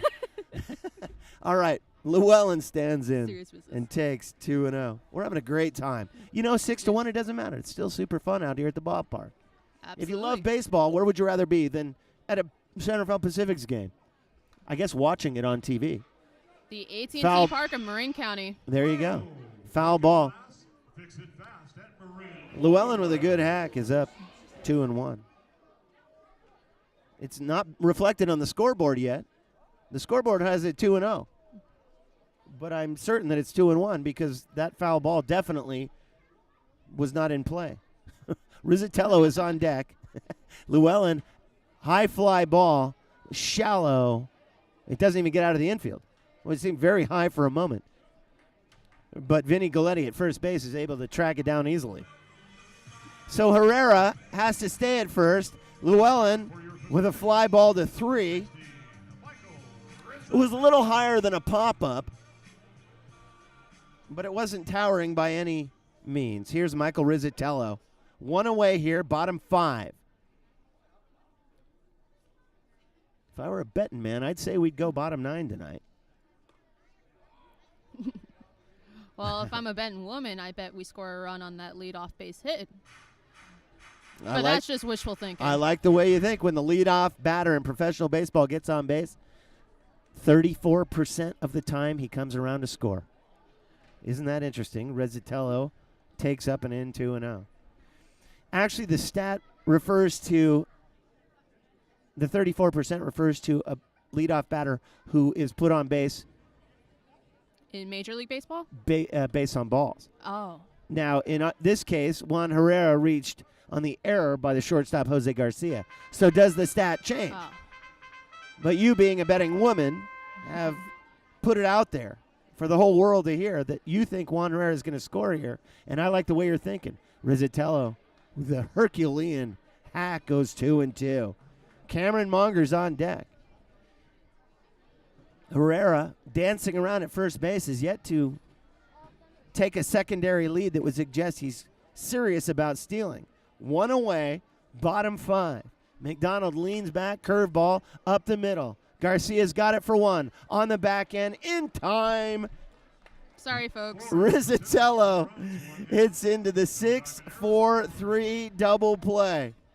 Well, I'm sure the fans realize you know baseball, but you can't guess it right every time, as Herrera is thrown out on his way to second, and Rizzatello on the back end. And the Pacific's blues continue. We go top of the 6th inning. It'll be the 8-9 one-hitters, Alex McKeon, Javier Marty Carina, and Jose Garcia. It's 6-1. Pacific's trail to their arch rivals, the Pittsburgh Diamonds. We'll send it down to Aziz now on the field. اهلا بكم جميعا. اعود اليكم من قناه مارين تي في. مباراه ليست في افضل احوالها. النتيجه اصبحت من 5-1 ل 6-1. نتيجه غير مرضيه بصراحه. and في الحقيقه فريق بيتسبرغ فاز على فريق باسيفيكس اكثر من 8 مرات، وهذا شيء محرج صراحه، ولكن نتمنى لهم الحظ الاوفر في المباراة القادمة. أنا عزيز، أعود إليكم من قناة مارين تي في.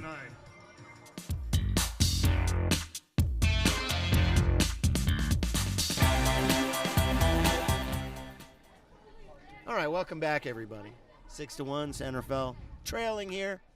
First pitch by Pintar, deep center field. Alex McKeon got a good piece of it. As we welcome into the opulent broadcasting area, Taylor Williams, who's been working the sideline so far. Welcome in, Taylor. Thanks, Stu. Yeah, it's been a blast doing the sideline reporting. I just interviewed the mascot. He didn't have a lot to say. Apparently, he's not allowed to talk, but he definitely verbalizes his emotions. Well, he's a duck. He's talking. He's just not a language that you understand. He doesn't quack. The Drake, well, that's a good point. If the Drake doesn't quack, then what does the Drake do? Slap his flippers? Javier Marty Carina stands in after McKeon gave a long fly ball to center for the first out here in the bottom of the check at the top of the 6th inning. Carina takes and is behind in the count, 0-1. Jose Garcia is on deck, and this is popped a mile in the air. Is going to hit the top of the stadium, and there it is. And it whacks the top of the stadium, and so we can all thank the Pacifics for having a nice, strong roof here covering the fans at Albert Park. Stuart Horn and Taylor Williams with you on CMCM live on Channel 30 tonight, where the Pittsburgh Diamonds have been welcomed in by the Pacifics. Diamonds in 3rd place in the league. Pacifics in the cellar, unfortunately. Curveball is taken 1-2. Taylor is doing a radio show over at Dominican University, and of course, Dominican, the Pacifics, and CMCM have gotten together to bring you tonight's telecast. And we'll be on 48 hours from now, Thursday night. Same 2 teams, same 2 broadcasters. 7 o'clock, same everything. Could hopefully, if you're a Pacifics fans, be a different score at this point on Thursday, as Javier Marty Carina goes down swinging for the 2nd time tonight, 2 down. But to hear Taylor, he's on every Thursday night, 5 to 6 p.m. And his show is In the Zone. And after this next pitch to Jose Garcia, I'm going to let him tell about his show. And you can tune in at radio.dominican.edu to listen to it. Garcia stands in the dirt, 1 ball on him. Tell the fans about your show, Taylor. Well, basically what we're trying to do right now is Penguin Radio, a great college radio station. We wanted to give all the sports fans that listen in an inside look to the MLB, the NBA, a little golf action, and some MLB. Garcia And so far, stands so back good. in, 1-0. Taken, strike one, 1-1. Yeah, so far so good, Stu. You gave me the opportunity. You came on last week. You talked a little PGA Tour action. The PGA Championship did a great job. Thank you. That was nice being on your show. Garcia in there, 1-1. Broken bat, flare towards short.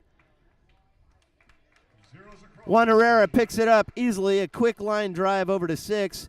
And after this quick break, when we come back, Taylor's going to tell you a little more about his show and how you can tune into his sports show In the Zone on Penguin Radio. We'll get to that when we come back on the other side. We are going to the bottom of the 6th inning where the Pacifics trail. 6-1, it will be Cameron Monger, Ricky Gingras, Tyle Ulande. CMCM's coverage of the 2017 San Rafael Pacifics. Leading off for your Pacifics. All right, welcome back, everybody. Well, believe it or not, that was Graham Gillis, but who you could see, but you couldn't hear him. And hopefully we'll get the sound back between innings next time. You can hear Graham as well as see him, which is a good combo. I'm really disappointed. I wanted to hear what he had to say, Stu. Yeah, me too. Bottom 6. Corey McDonald at a 2.78 ERA is holding firm for the visiting Diamonds as Cameron Monger waves at a fastball, strike 1. It'll be Monger, Gingras, and Ulande here in the bottom of the 6th inning. With the exception of the first inning, it's been a pretty good game. Long fly ball center field. Backing up Wallace at the wall. Wallace over the fence. He reaches. And it bounces back in play. Speeding around second on his way to third is Cameron Monger. The throw is nowhere close to being in time. It's thrown all the way in, so it hits the top of the wall. And I'm not convinced it didn't go over the wall or hit the top of the wall or hit the light standard and bounce back into play. Somehow, as Wallace tried to chase it down in center field, it ended up coming back toward the area of play. And it allowed Monger all the way around to third with a bona fide triple. Stu, maybe it's the fact that I'm not wearing my glasses, but I swear to God that was out of the ballpark. I thought the same thing. And I'm just going to take a quick look here to see how many triples Monger has had on the season. And the number is 0. The very first triple for Monger all season. And you saw it right here on CMCM's coverage of the San Rafael Pacifics. Ricky Gingras stands in, nobody out. Bottom 6, a man at third. Fly ball, third base side, out of play. 1-1. That was an impressive line shot. I mean, it was just a towering, majestic, high fly ball. Twice the height of the light standards here at Albert Park. And when it came down, I really thought it had gotten away from Wes Wallace in center field. But then, as you said, I'm trying to figure out if it hit the light standard, that would bounce it all the way back in. He reached way over the wall.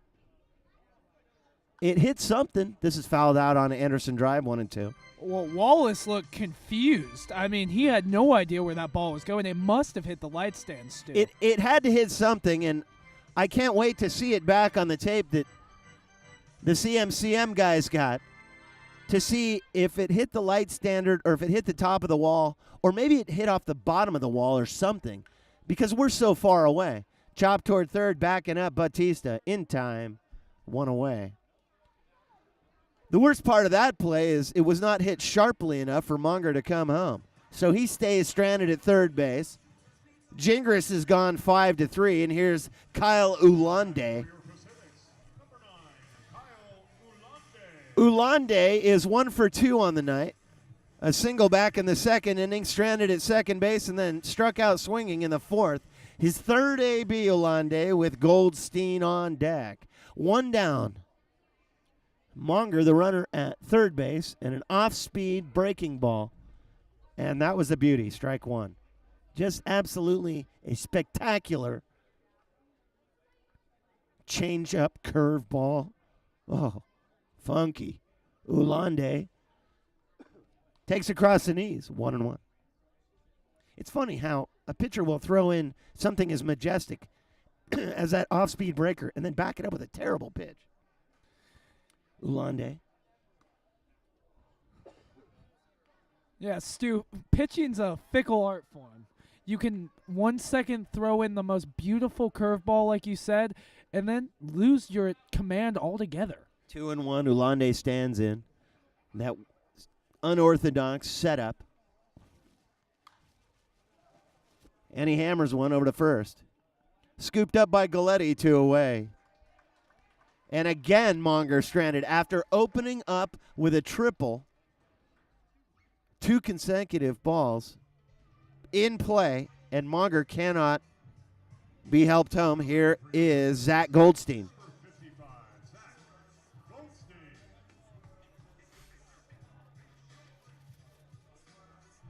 Well, we started at about 65 or 66 degrees first pitch, and now it's about 10 degrees cooler than that.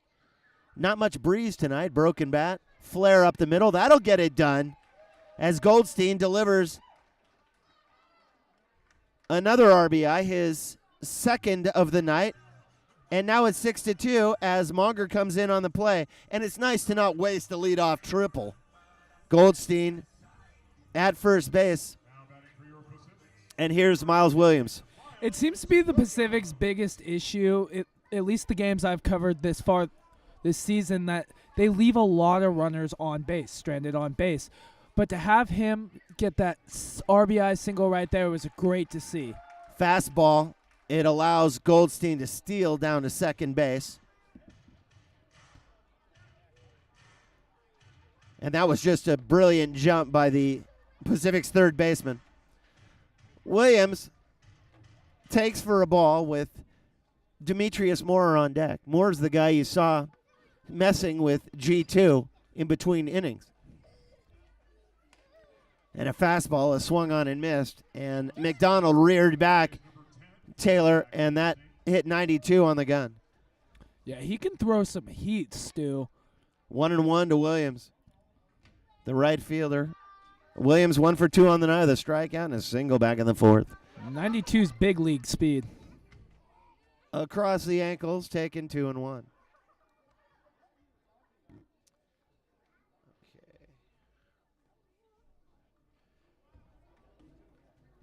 Goldstein on the season, that was his 10th stolen base. So Goldstein's got some speed out there. Williams fouls it back into the parking lot. 2-2. That was RBI number 3 for Kyle Ulande.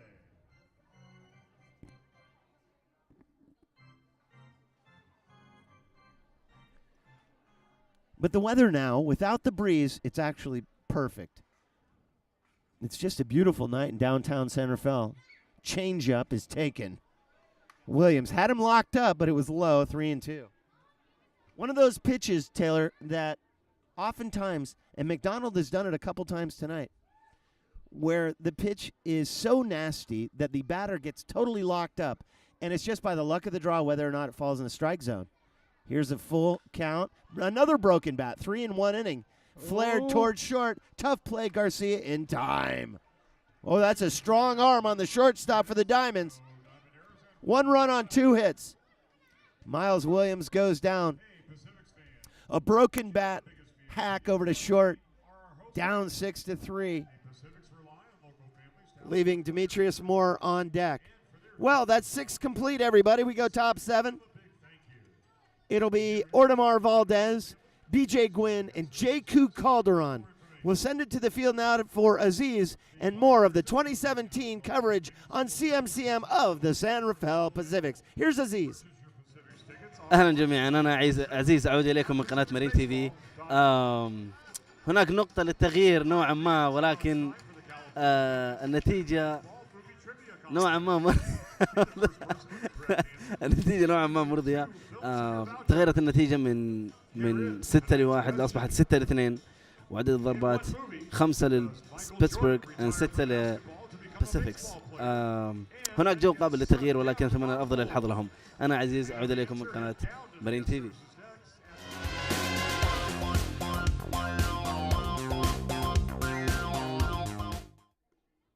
Welcome back to CMCM's coverage of the 2017 San Rafael Pacifics. I'm Taylor Williams, subbing in and for play-by-play right now for Stuart Horn, your leader and voice of the Pacifics on TV.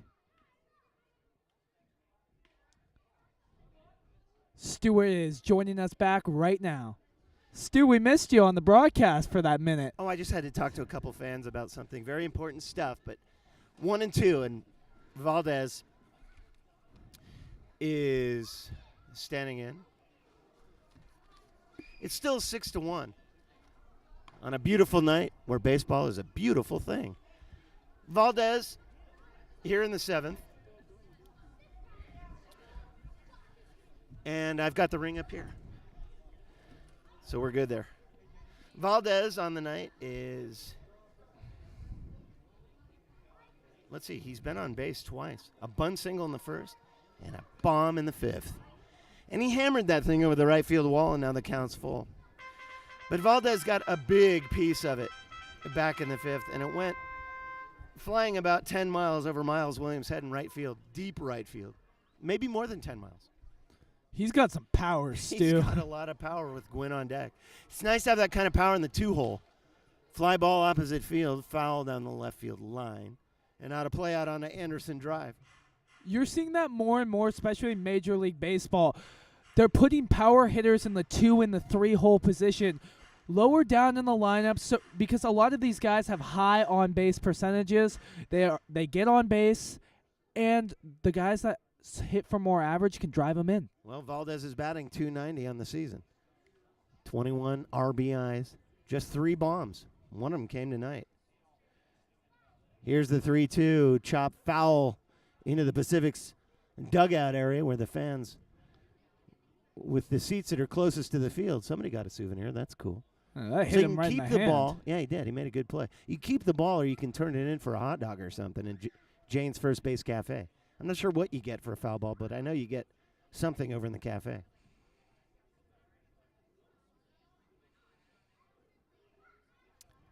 Here's Pintar, and Valdez hammers one. Deep left field. Moving to his right is Moore, and he's got it 1 away. If it's one of those tri-tip sandwiches at the cafe, I'm definitely turning that ball in, Stu. Those are good.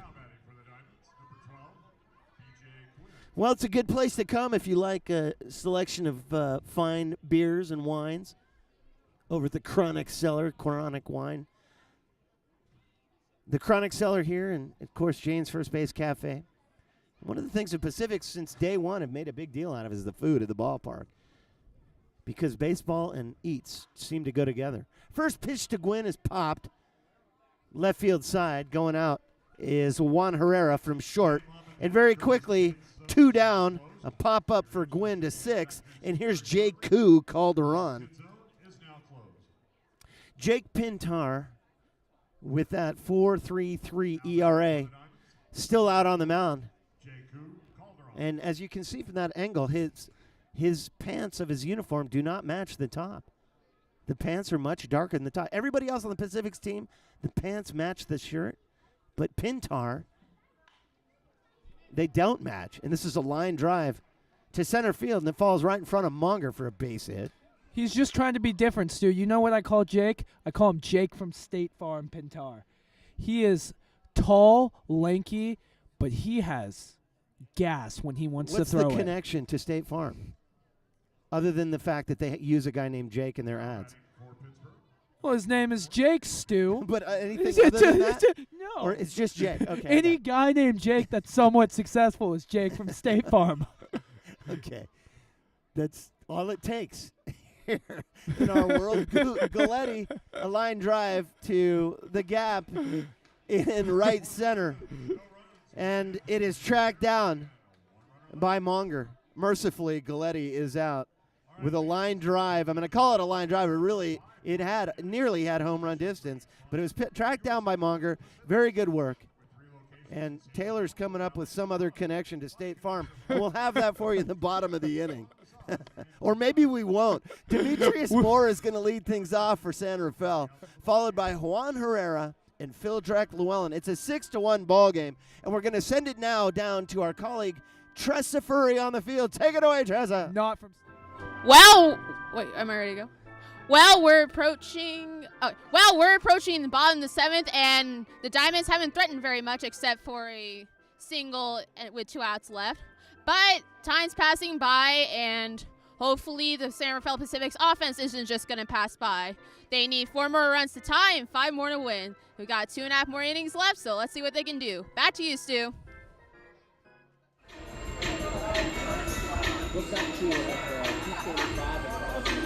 Leading off for your Pacifics, number 12, Demetrius Moore. All right, thank you very much, Scott Calhoun and the CMCM crew working this thing, and the cameras and the sound and everything else. Stuart Horn, Taylor Williams together again in the CMCM broadcast booth. This combination of the Pacific's Community Media Center, Marin, and Dominican University of California, all together to bring you tonight's telecast of the 2017 San Rafael Pacifics. On one pitch, Demetrius Moore grounds out to Jose Garcia, and that's how we get started here in the bottom of the 7th inning, where the Pacifics trail 6-2. I may have said 6-1 last inning, but that was incorrect because Cameron Monger opened things up with a triple and then was knocked in by good old Zach Goldstein. So Moore is gone, 6-3. And here's Juan Herrera. Corey McDonald is on the hill. And that's not Corey from State Farm, nor is it Corey from McDonald's. He just happens to be named Corey McDonald. Juan Herrera takes 1-0. So I could justify the story if you'd let me. Well, go ahead. Jake Arrieta of the Cubs, former Cy Young Award winner. Okay, this is getting weirder by the second. His nickname was Jake from State Farm. Okay, Herrera swings and fouls it back to the screen. So you're going with that? So I'm going with that. That's the only good pitcher I know named Jake. Okay, very good. Of course, Jake Taylor, who plays for the Pacifics. There's a couple Jakes. He's now not you're going to call him Jake from State Farm? No, he's not a then we're going to pitcher. have 2 of them. He's they not got a to be a pitcher. pitcher. I got it. Okay, 2-1. Phildrek Llewellyn is on deck. 1 away. Herrera takes in the dirt, 2-2. So the criteria is that your name is Jake and that you're a pitcher. Yeah. Right or left-handed doesn't matter. No. Starter doesn't matter. No. Okay. Preferably you should have a beard, though. Because Jake Arrieta has a beard, but it's okay. That was a good time to throw that. Now, that was really good. You threw that in right at the end when I wasn't thinking you were going to go that direction. The 2-2 is taken. It's full to Juan Herrera, who on the evening is 0 for 3. Reached base in the 5th inning on an error by Jose Garcia. And he's going to reach base here. The base hit to right field. Picked up by J.Q. Calderon and brought in quickly. But Juan Herrera has himself a base knock, the first for him tonight. And with 1 away, a man on, here's Phildrek Llewellyn. This is the time right now, Stu, for the Pacific to start getting base runners on. It's getting later and later in this game, and I'm getting colder and colder, and I want to see some action. That would be nice to see the Pacifics get some base runners. They've had very few tonight. Couple of nice knocks. Gingras has hit the ball hard. Of course, Monger with the first triple of the season for Monger back in the 6th inning. Llewellyn takes a strike. Michael Rizzatello is on deck. Dancing off the base at first is Herrera, and it just took Alex McKeon's eyes off the ball for an instant. When he saw Herrera dancing around, it gets past McKeon, a pass ball, and that allows Herrera to move down to second base. So the pass ball, and Llewellyn stands back in there 1-1. Herrera's at second base. Michael Rizzatello is on deck. Llewellyn is so due. 0 for 3 on the night. Curveball is taken. He steps way back, and it falls in there for a strike. That was an impressive pitch. As Llewellyn stands in from the right side, but not on the roster. Not enough games. First baseman Llewellyn has been doing a good job. Long fly ball. Left field. Backing up on it is Marty Carrena at the base of the wall. He's got it. This is going to allow Herrera to move up to third on the throw-in. So Phildrek Llewellyn with a sacrifice fly ball to left field. That allows Herrera to move to third. 2 down. A man on third, and here is Rizzatello. Stu, I was about to have to give you a pat on the back. You said he was doing. That ball looked like it was out from the crack of the bat. Yeah, that's a good call. It did sound. It had the sound, didn't it? And it had the right. It had the right angle. Launch angle was beautiful. Rizzatello on the night, 0 for 2 with a walk, a hit into a double play back in the 5th inning. And a night like tonight, the last thing you want to do is hit into a double play. The Pacifics have had no breaks tonight, so knocking them into double plays is never good. Well, 0-1 on Rizzatello with Monger on deck. Fastball across the knees. Outside 1-1. Rizzatello was a late addition to the lineup, subbing in for Jake Taylor, the designated hitter, and he really needs to make something happen here.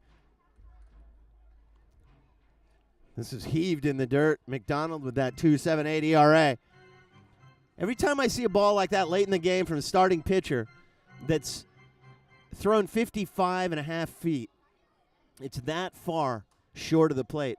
I wonder, is fatigue starting to settle in? Or could it be that it's getting chilly out here and there's a fastball hammered right field and just foul beyond the Pacific's bullpen? 2-2. Monger awaits in the on-deck circle, and the fans are hanging out. They want to see him. A pretty good crowd still on hand, considering it's a 6-2 ball game. It's getting late. It's a weeknight, and it's cold. Rizzatello stands back in 2-2. Here it is for McDonald. The slider is away, and now it's full. The Pacifics on Sunday alone versus the Admirals left 13 on base. They have got to get the runs in, and there's a ground ball into right field. Juan Herrera scores easily on the play, and Rizzatello has an RBI single to right. Got a good piece of it, went opposite field, Taylor, and snuck it right between Galletti at first and Ortimar Valdez at second base. Here is Cameron Monger. It's exactly what you said, Stu.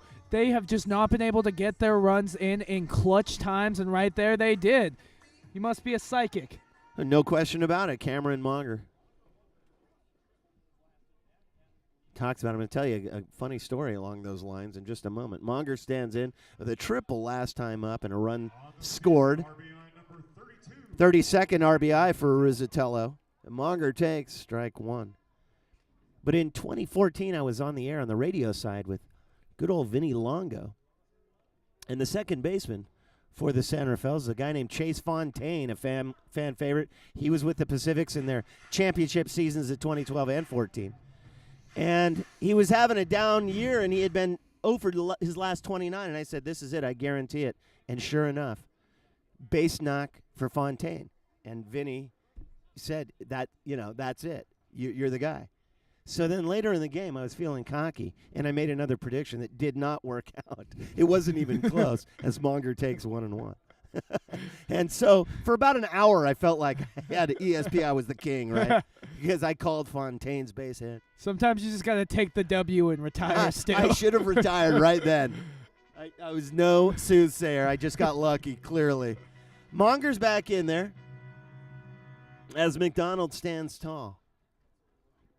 Rizzatello, the runner at first base with that RBI, and it's a 6-3 ball game. Another triple makes it 6-4. Could Monger, who's only got that one triple of the year, could he get back-to-back triples? It's possible. He hit it off the top of the wall and was robbed of a home run, big time by Wes Wallace. A triple for Monger, his last AB. And now he stands in 2-2. Swung on and missed, and he slams the bat down. He slams the helmet down now. He slams the batting gloves down. He slams the protective apparatus down. He's just slamming everything down. And Monger is unhappy about the outcome as he goes down swinging for the third time tonight. 3 Ks swinging and a triple. Baseball can get into your head. 6-3 we go. Feel bad for the equipment. Yeah, that's a good call. I wouldn't want to be the helmet.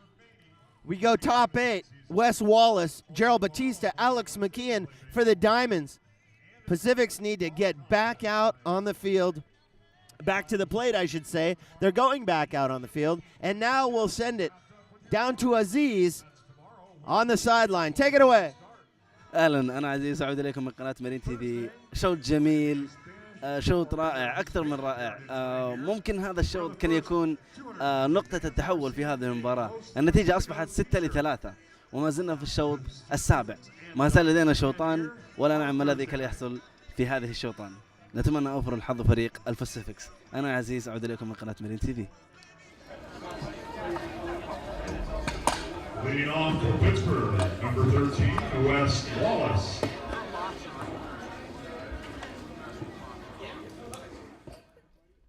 Welcome back, everybody. Well, it's getting late, and the Santa Fells need to make quick work of the visiting Diamonds, and they better start right now. Here's Wes Wallace to lead things off in the top of the 8th inning, where it's 6-3 in favor of the Diamonds.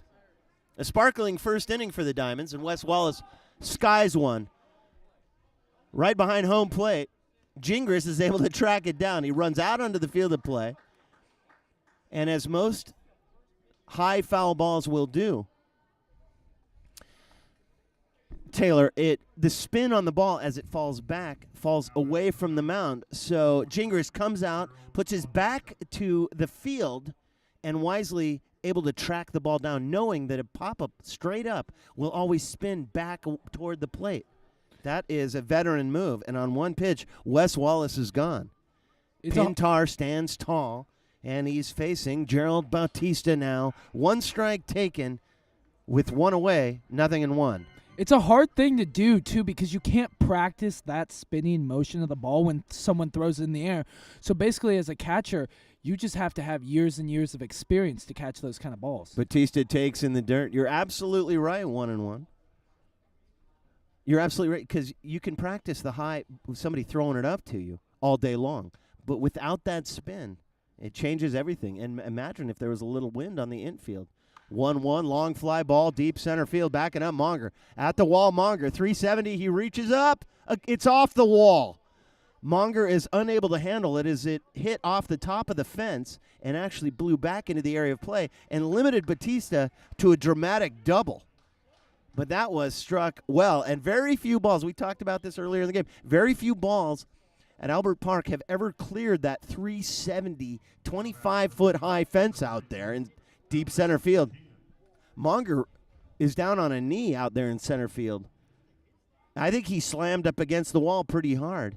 That hit about halfway up, and I think it was above his outstretched arm. Now, Monger hit the wall pretty hard, chasing that one down. Alex McKeon has made his way into the hitting area, and I think the Pacifics got lucky that was limited to a double from Batista. But he gave it a ride. McKeon swings at a fastball.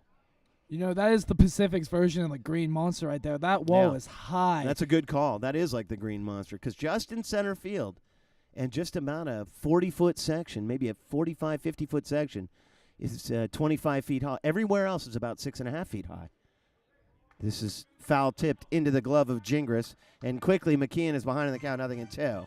Well, interestingly enough, Stu, the old Polo Grounds where the New York Giants played were actually, the contours of the field were kind of similar, where the sides of the field, right and left field, were not that high, but center field was deep. McKeon, that is good old-school baseball knowledge right there from the youngster to my right. That's pretty good stuff. You're all right. I don't care what they say about you, Taylor Williams. The critics from In the Zone. All the critics of In the Zone who talk smack about you, they just don't know. They called me the next Skip Bayless. All right, take it easy. Alex McKeon is back in there, behind in the count, 0-2. Pacific's trailing this one 6-3. in the top of the 8th inning. McKeon, who walked back in the first, pops this up a mile high. Gingras has a look at it, and the same kind of play with the same type of spin. He turns away from the pitcher's mound, facing the crowd, and takes another one for out number 2. 2 almost identical plays, Taylor. Yeah, that's a rare play to happen. And to have 2 in 3 at-bats, that's good practice for him. It didn't happen the whole game, and now 2 and 3 at-bats with 2 mile-high pop-ups straight up. Could that be something in the way Pintar is throwing? Undoubtedly. Javier Marty Carreno. Carreno stands in his 4th at-bat of the night. He's 0 for 3 with a couple of strikeouts. Pintar looks the runner back to second, now comes home. The big right-hander deals a slider outside. Well, Stu, Pintar is a tall pitcher, and the way that the ball comes down from that arm slot might have something to do with the way these batters are hitting it straight up into the air. Yeah, no, I think you're right. I think you're absolutely right. It's coming from a mile high because he's super tall, and you're right. He has a high release point on most pitches. Curveball is slashed foul third base line. That's why we 1-1. That's why we call him Jake from State Farm. That's why, right there. And I'll leave it to the fans to make the connection. But there it is. That's why. I hope he doesn't talk to me after this game about that nickname. 1-1 with Garcia on deck. I'm sure he won't. Somebody may call him and say, hey, so the guy was calling you Jake from State Farm. What's the deal? Is he your friend or something? And he'll go, no, I don't even know who Taylor is. Breaking ball away. Oh, that slider's just missing. Ever so close to a strike, but taken by Marty Carreno. 2 balls and 1 strike on him. Yeah, Taylor's going to be a freshman in college this year. Broadcasting at Penguin Radio over Dominican. It's good stuff. Got him with a breaking ball. Swung over the top of it. 2-2. I got ahead of myself. I do that sometimes. 2-2. That's closer than 1-2 or 2-1. A little bit. But it's not got him material, so my apologies to those of you who are listening to the telecast and not really watching. Let's see if I can replicate that call. Here it is. Nope, foul, chopped hard, third base line. And that was just absolutely slashed with a ton of power. We'll do it again. The 6th pitch of the at-bat coming up to Javier Marty Carreno with Garcia on deck. Marty Carreno is totally due as he's struck out twice and grounded out just the one time.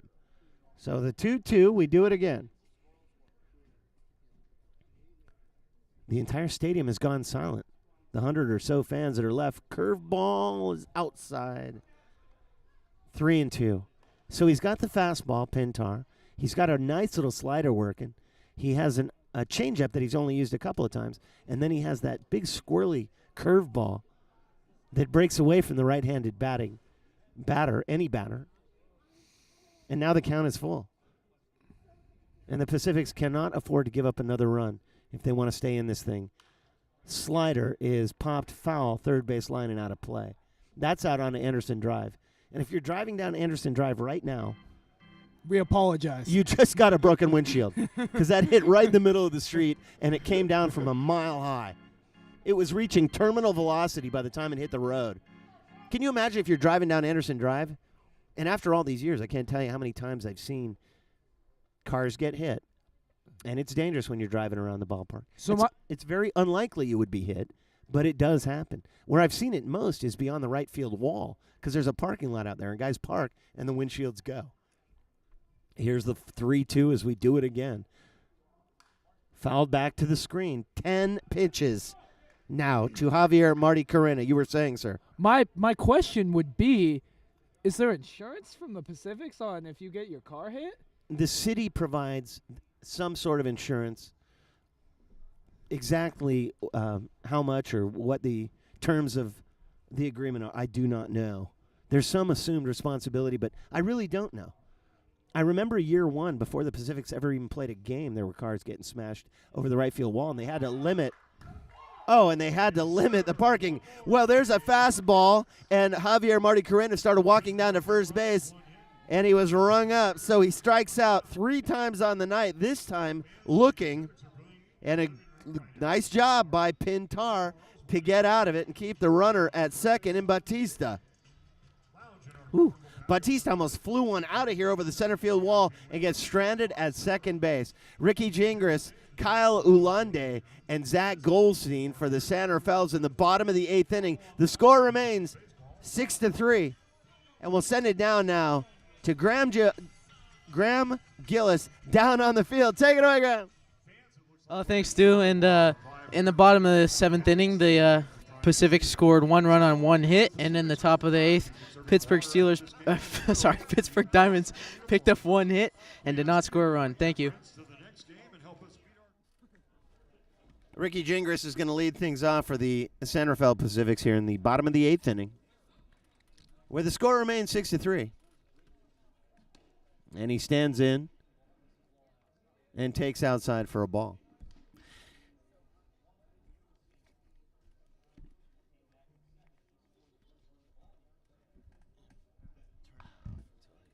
Get it figured out. Okay.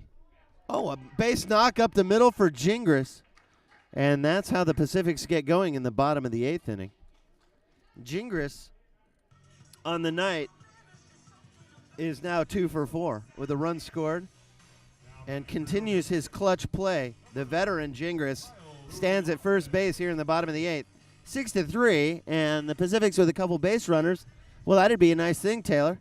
I like what Gingras' swing right there. He just, put the hands up on the bat and was like, I want to slap a single right into right field and get on base. Yeah, he did. He hit it hard. Here's Ulande.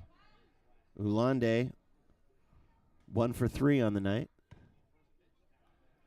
Has hit the ball hard. Well, he hit it very hard back in the 6th. He struck out back in the 4th. And his first at-bat in the 2nd inning was a clean single to right field. Takes for a strike with Goldstein on deck. Bottom 8. Curved ball swung over the top. Oh, boy, that was just nasty. Oh. 0-2. Bottom 8. 6 runs, 7 hits, and just a single error for the visiting Diamonds.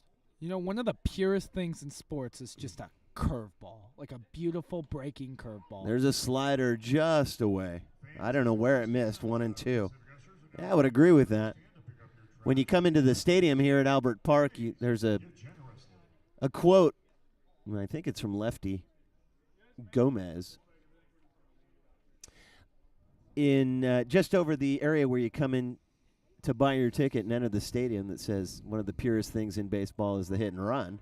And that's where I thought you were going with it. Is Ulande goes down looking. His second strikeout of the night, 1 away. Gingras remains at first base, and here's Zach Goldstein. Goldstein, who had the RBI back in the 2nd to score Gingras for the Pacific's first run of the night. Then he reached base after having been hit by the ball. A single and a stolen base in the 6th. So Goldstein's been productive tonight, on base a lot, making a lot of plays out there at third, and he takes outside for a ball. Goldstein has been such a tremendous addition to the team, who since day one have struggled getting a really good third baseman. They've had decent third basemen over the years, but nobody who's been great until Goldstein. Ball 2 taken low. And he's the real deal. He's really good on both sides of the ball. But, of course, you expect a lot of offensive production out of your third baseman. Think of Matt Williams and a lot of other great third basemen over the years who have that strong arm from deep in the hole and get fast runners, which Goldstein has. But also the ability to whack the ball around and keep it in play. And Goldstein batting .257 coming into tonight's action. He can hit for power. He's got a bomb and 12 driven in. And he takes across the knees, and now it's 3-1. So one of those guys you would kill to have on your team, and if you could get 3 or 4 guys like him, you might very well have a championship. He's just a gamer, Stu. Total gamer. Goldstein stands in ahead in the count, 3-1. Very high. He walked him. It's exactly what the Pacifics need, Taylor. Another base runner, Gingras to second base. And with one away, Miles Williams comes out. Williams 1 for 3 on the night. Stu, I just realized why I like Goldstein so much. His number is 55. That was my baseball number. Is that right? In my short-lived career. Well, we talked earlier about 55. I didn't know that was your number. I did know it was Sean Estes' number. And, of course, Tim Lincecum, the two-timer. Lincecum. They should not put me in that class. Well, were you a pitcher? No, I was a third baseman, actually, like Is that right? Goldstein, yeah. So we have a mound visit now, and McDonald, who's been so good all night, now has the tying run at the plate.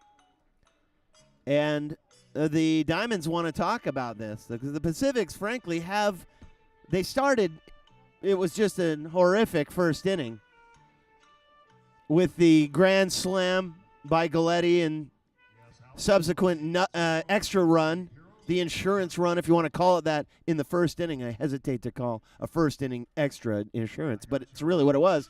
5 runs in the first. Since then, the Pacifics have been chipping their way back, and it's 6-3 now. Tying run with only 1 down is at the plate in Miles Williams.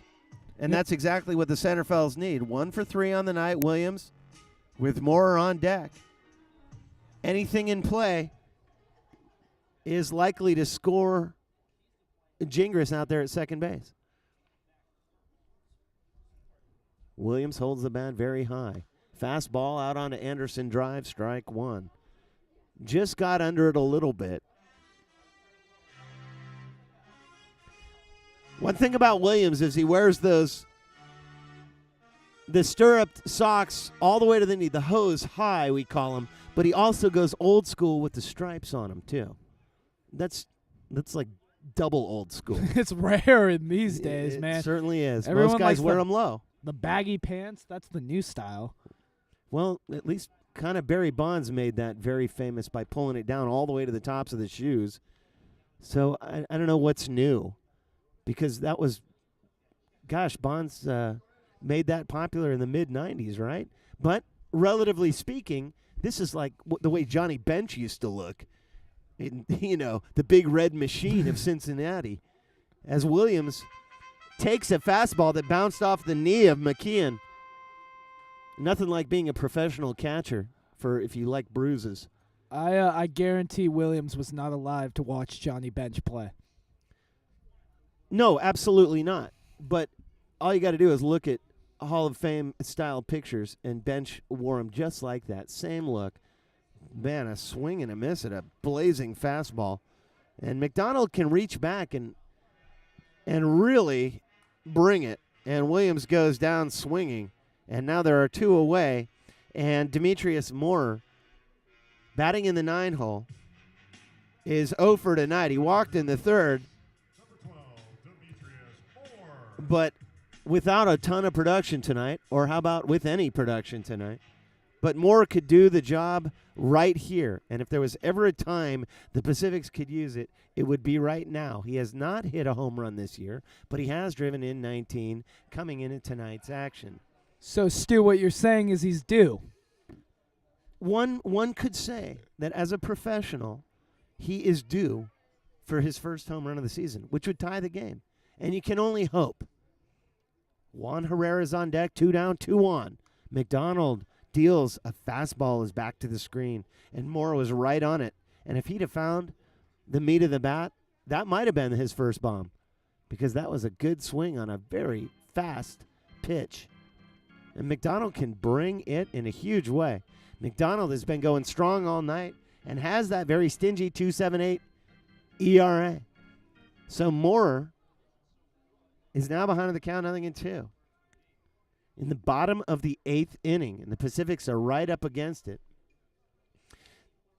This game, 2 hours and 47 minutes old.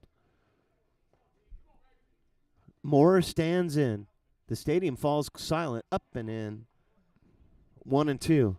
That was a nice little pitch out of McDonald. See if Moore would offer it the high cheese. That was a great take by Moore right there. That was a tough take.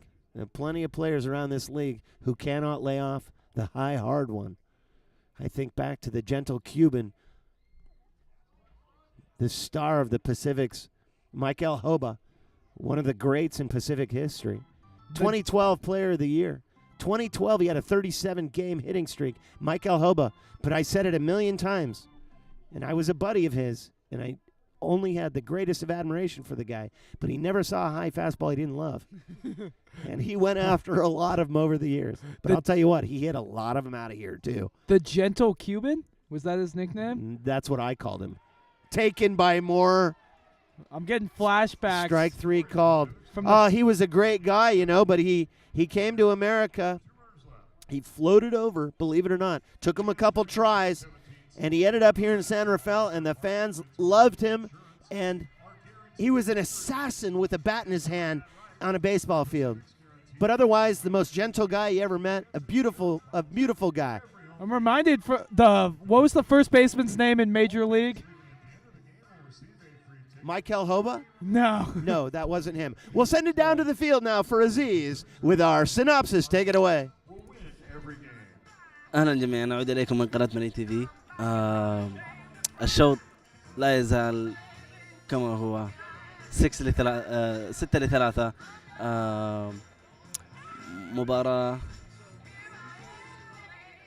مباراة جميلة، ولكن نتمنى أوفر الحظ لهم للحصول على تعادل أو فرصة الفوز في هذه المباراة.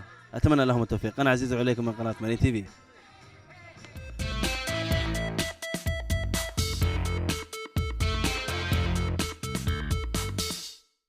Garcia is going to lead things off in the top of the ninth inning, where the score remains 6-3. Pintar still on the hill for the good old San Rafael Pacifics. Coming in place of Nick DeBar. DeBar, who left back in the fifth inning. And Garcia stands in, and it's 2-0 here in the top of the ninth. Well, G2 is back with us in the opulent broadcasting area provided by CMCM and the good old San Rafael Pacifics. Pintar, a slider away, 3-0.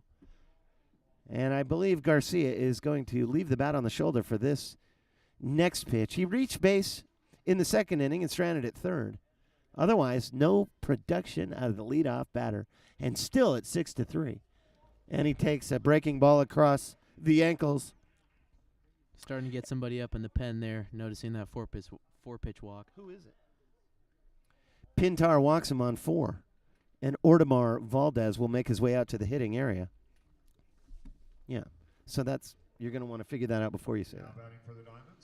Julian Escobel is up in the bullpen getting ready. Escobel, big right-hander, is down there getting warm in the top of the ninth inning. Well, the game's been moving pretty smoothly. It's still under 3 hours. It was just that first inning that just seemed to go on forever. It was literally about a 30-minute first inning with 9 batters and a grand slam. And, the Diamonds were knocking the ball all over the place. About 50 pitches, too. I don't know if it was that many. I think it was closer to 30, but it was a lot. You're right. It seemed to go on forever as Garcia steals down to second base. And Valdez takes. It's 0-1 with Gwynn on deck. On the season for Garcia,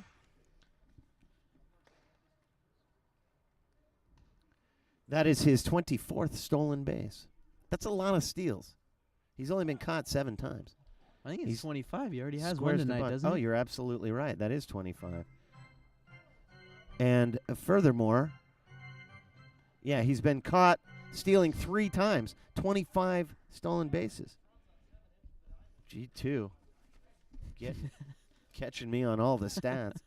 6 runs, 7 hits, 1 error for the visiting Diamonds out of Pittsburg. 3 runs on 9 hits, believe it or not, for the San Rafaels. 9 hits, you only get 3 runs out of the deal? That ain't right. Perfect bunt, third base side. Gingras has no chance, and he makes the play anyway. Gingras with an absolute gem. Pops, had to run up 6 feet, bare hands at 180, is able to just power it to Llewellyn in plenty of time. That was an impressive play by the Pacific's catcher, Ricky Gingras, and here's B.J. Gwynn. I talked about that earlier, how low percentage of an out that is on that play to first base on a little drag bunt down the left or down the third baseline, and proved you wrong right there, huh? Just once again, here's Gwynn. Gwynn, who reached with a run scored back all the way back in the first inning, almost 3 hours ago, on a base on balls. Walked again in the 5th, a pop-up in the 7th, a strikeout as well. Officially over tonight for Gwynn. J.Q. Calderon is on deck. 1 out, top 9. It's 6-3. And on that bunt, sack bunt that was laid down by Valdez, Garcia moved to third base. Gwynn could extend the lead here without too much trouble. Batting .295 is a high likelihood that he's going to get the bat on the ball. He's driven in 16 coming into tonight's action. And the curveball is hammered. That'll score a run. Medium deep right. Picked up by Williams. Oh. The throw in was high over the head of Gingras, and scoring on the play is Garcia. But what an arm, Miles Williams. Now, it wasn't deep right field, but it was medium deep, and he airmailed Gingras and threw it all the way into the Diamonds bullpen. And that's what you need out of your right fielder, is you need a cannon. That's what he's doing. So Gwynn with the RBI sacrifice fly. And with 2 down, here is J.Q. Calderon. Top of the 9th. It's 7-3. I guess you could say Jake gave them a little State Farm insurance run right there. Oh, he huh? certainly did. And Calderon fouls one back to the top of the stadium for a strike. Yeah, that was a State Farm insurance run. I guess I'm going to have to join you guys because if you can't beat him. Calderon stands back in, a left-handed batter. Where's number 34? That's Raleigh Fingers' old number. There's a curve ball, first base side. Scooped nicely by Llewellyn. Pitches it underhanded, back over to the covering Pintar. And on maybe the play of the night, Beautiful. J.Q. Calderon is not able to reach. And what a play by Llewellyn. He goes down 3 to the covering 1. Nothing is over until we decide it is. 7-3. We go bottom 9. Pacifics need 4 to tie, 5 to send everybody home happy. Top of the order, Juan Herrera, Phil Drek Llewellyn, and Michael Rizzatello. We'll send it down to Taylor on the field. Take it away. Dude, what a play by Phildrick Llewellyn. That was a great grab. Anyways, the Diamonds score a run in that inning. And now, as the song Don't Stop Believing plays behind me, the Pacifics need to make a comeback. They're down by a couple runs, but they got it. Thanks, Stu. Back to you. Juan Herrera. Let's go, Juan! Watch it! Take it deep! Well, this is it, everybody. Bottom 9. 7-3. San Rafael must get to work and do it right now. Here's Juan Herrera, the leadoff batter. Good old Herrera. 1 for 4 on the night. Had a sacrifice back in the 3rd. A single to right in the 7th and a run scored. 7-3. Herrera takes ball 1. 4 runs to keep this thing going. Phil Drek Llewellyn is on deck. Herrera swings and fouls one back to the screen. That was a nice hack as G2 and I are going to go the distance tonight. 1-1. Herrera has been pretty good in the leadoff spot. Batting .250. Leans back and takes for a strike. Gotta be a little spark plug right here. Try to get some rally going. Down 4 runs. Right, just put it in play. Get it on the ground. Right. Herrera can hit for power, 5 home runs.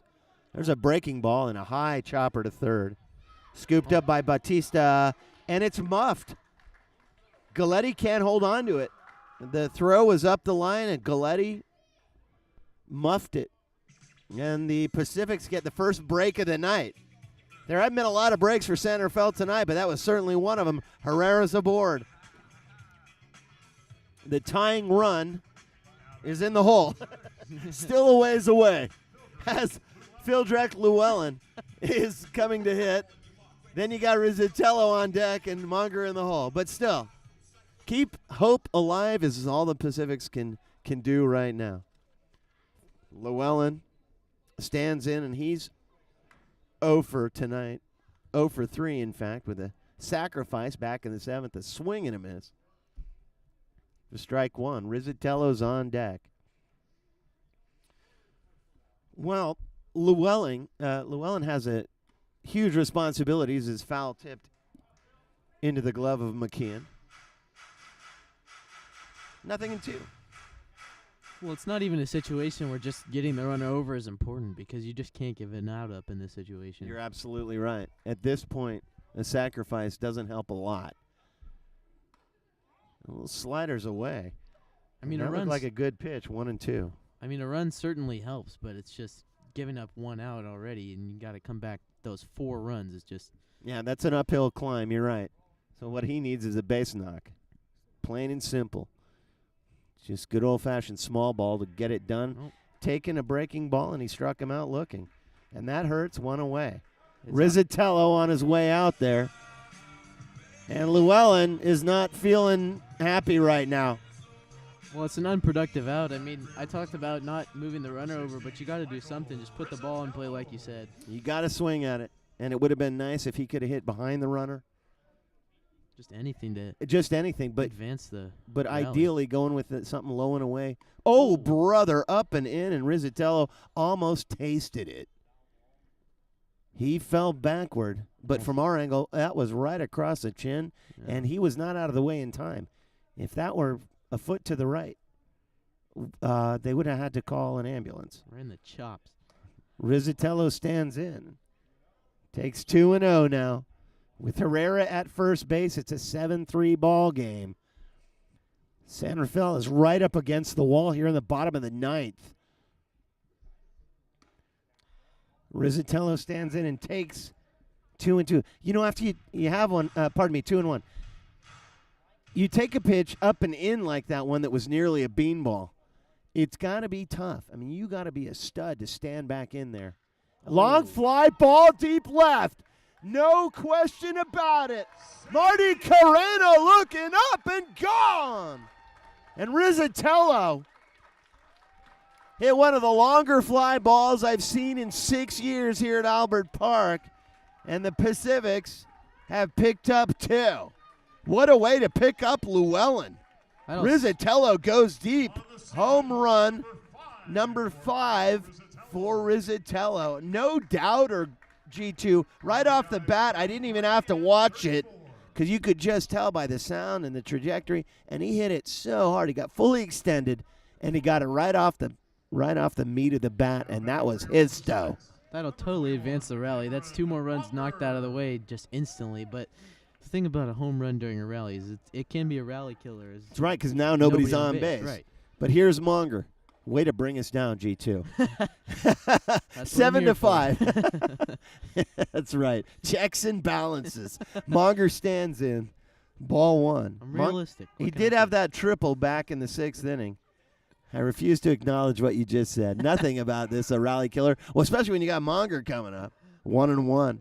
Monger has struck out 3 times tonight. Hey, So that's sort of makes up. it does. It goes to what you're saying though. And there's a curve ball away. Oh no. That looked away, and it's 1-2. It's the last thing you need in a rally is a pitch that you have no chance of getting a base hit off of being called a strike. Yeah, I totally agree. Gingras is on deck.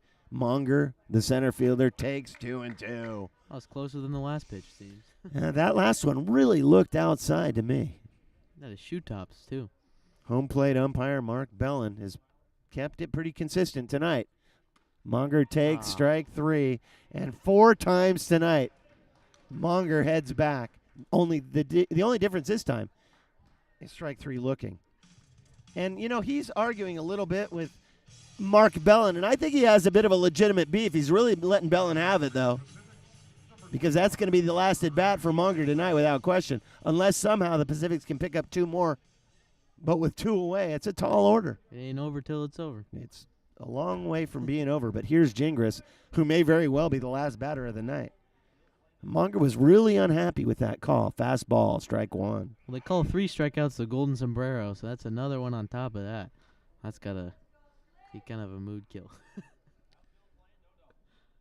Gingras stands in. Oh. And he slashes one third base side and out onto Anderson Drive. And very quickly, Gingras is behind 0-2.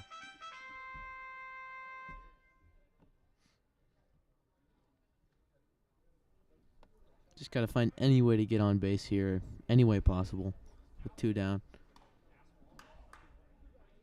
Fastball is taken. Now it's 1-2.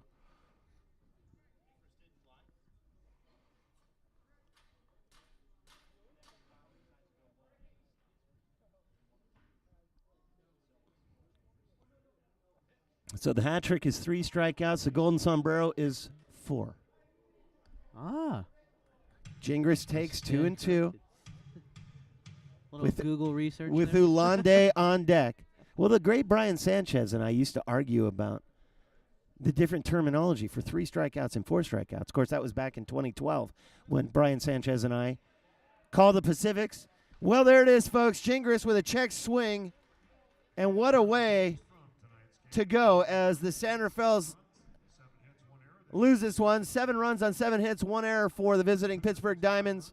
5 runs, 11 hits, and 1 error for the San Rafaels. And the end comes for Ricky Gingras, who was kind of a stud tonight. He had a couple of knocks, a run score, very clutch back in the 8th.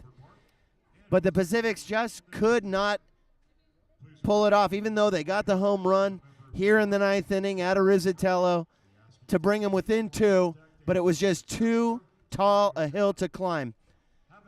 We've had a great night tonight, and we are going to send it for the final time tonight to the field, but not before I say thank you to G2, to Taylor Williams, to Tressa Furry, and one more time to Aziz down on the field. We'll see you in 48 hours right here on CM's coverage of the 2017 San Rafael Pacifics. Down to Aziz.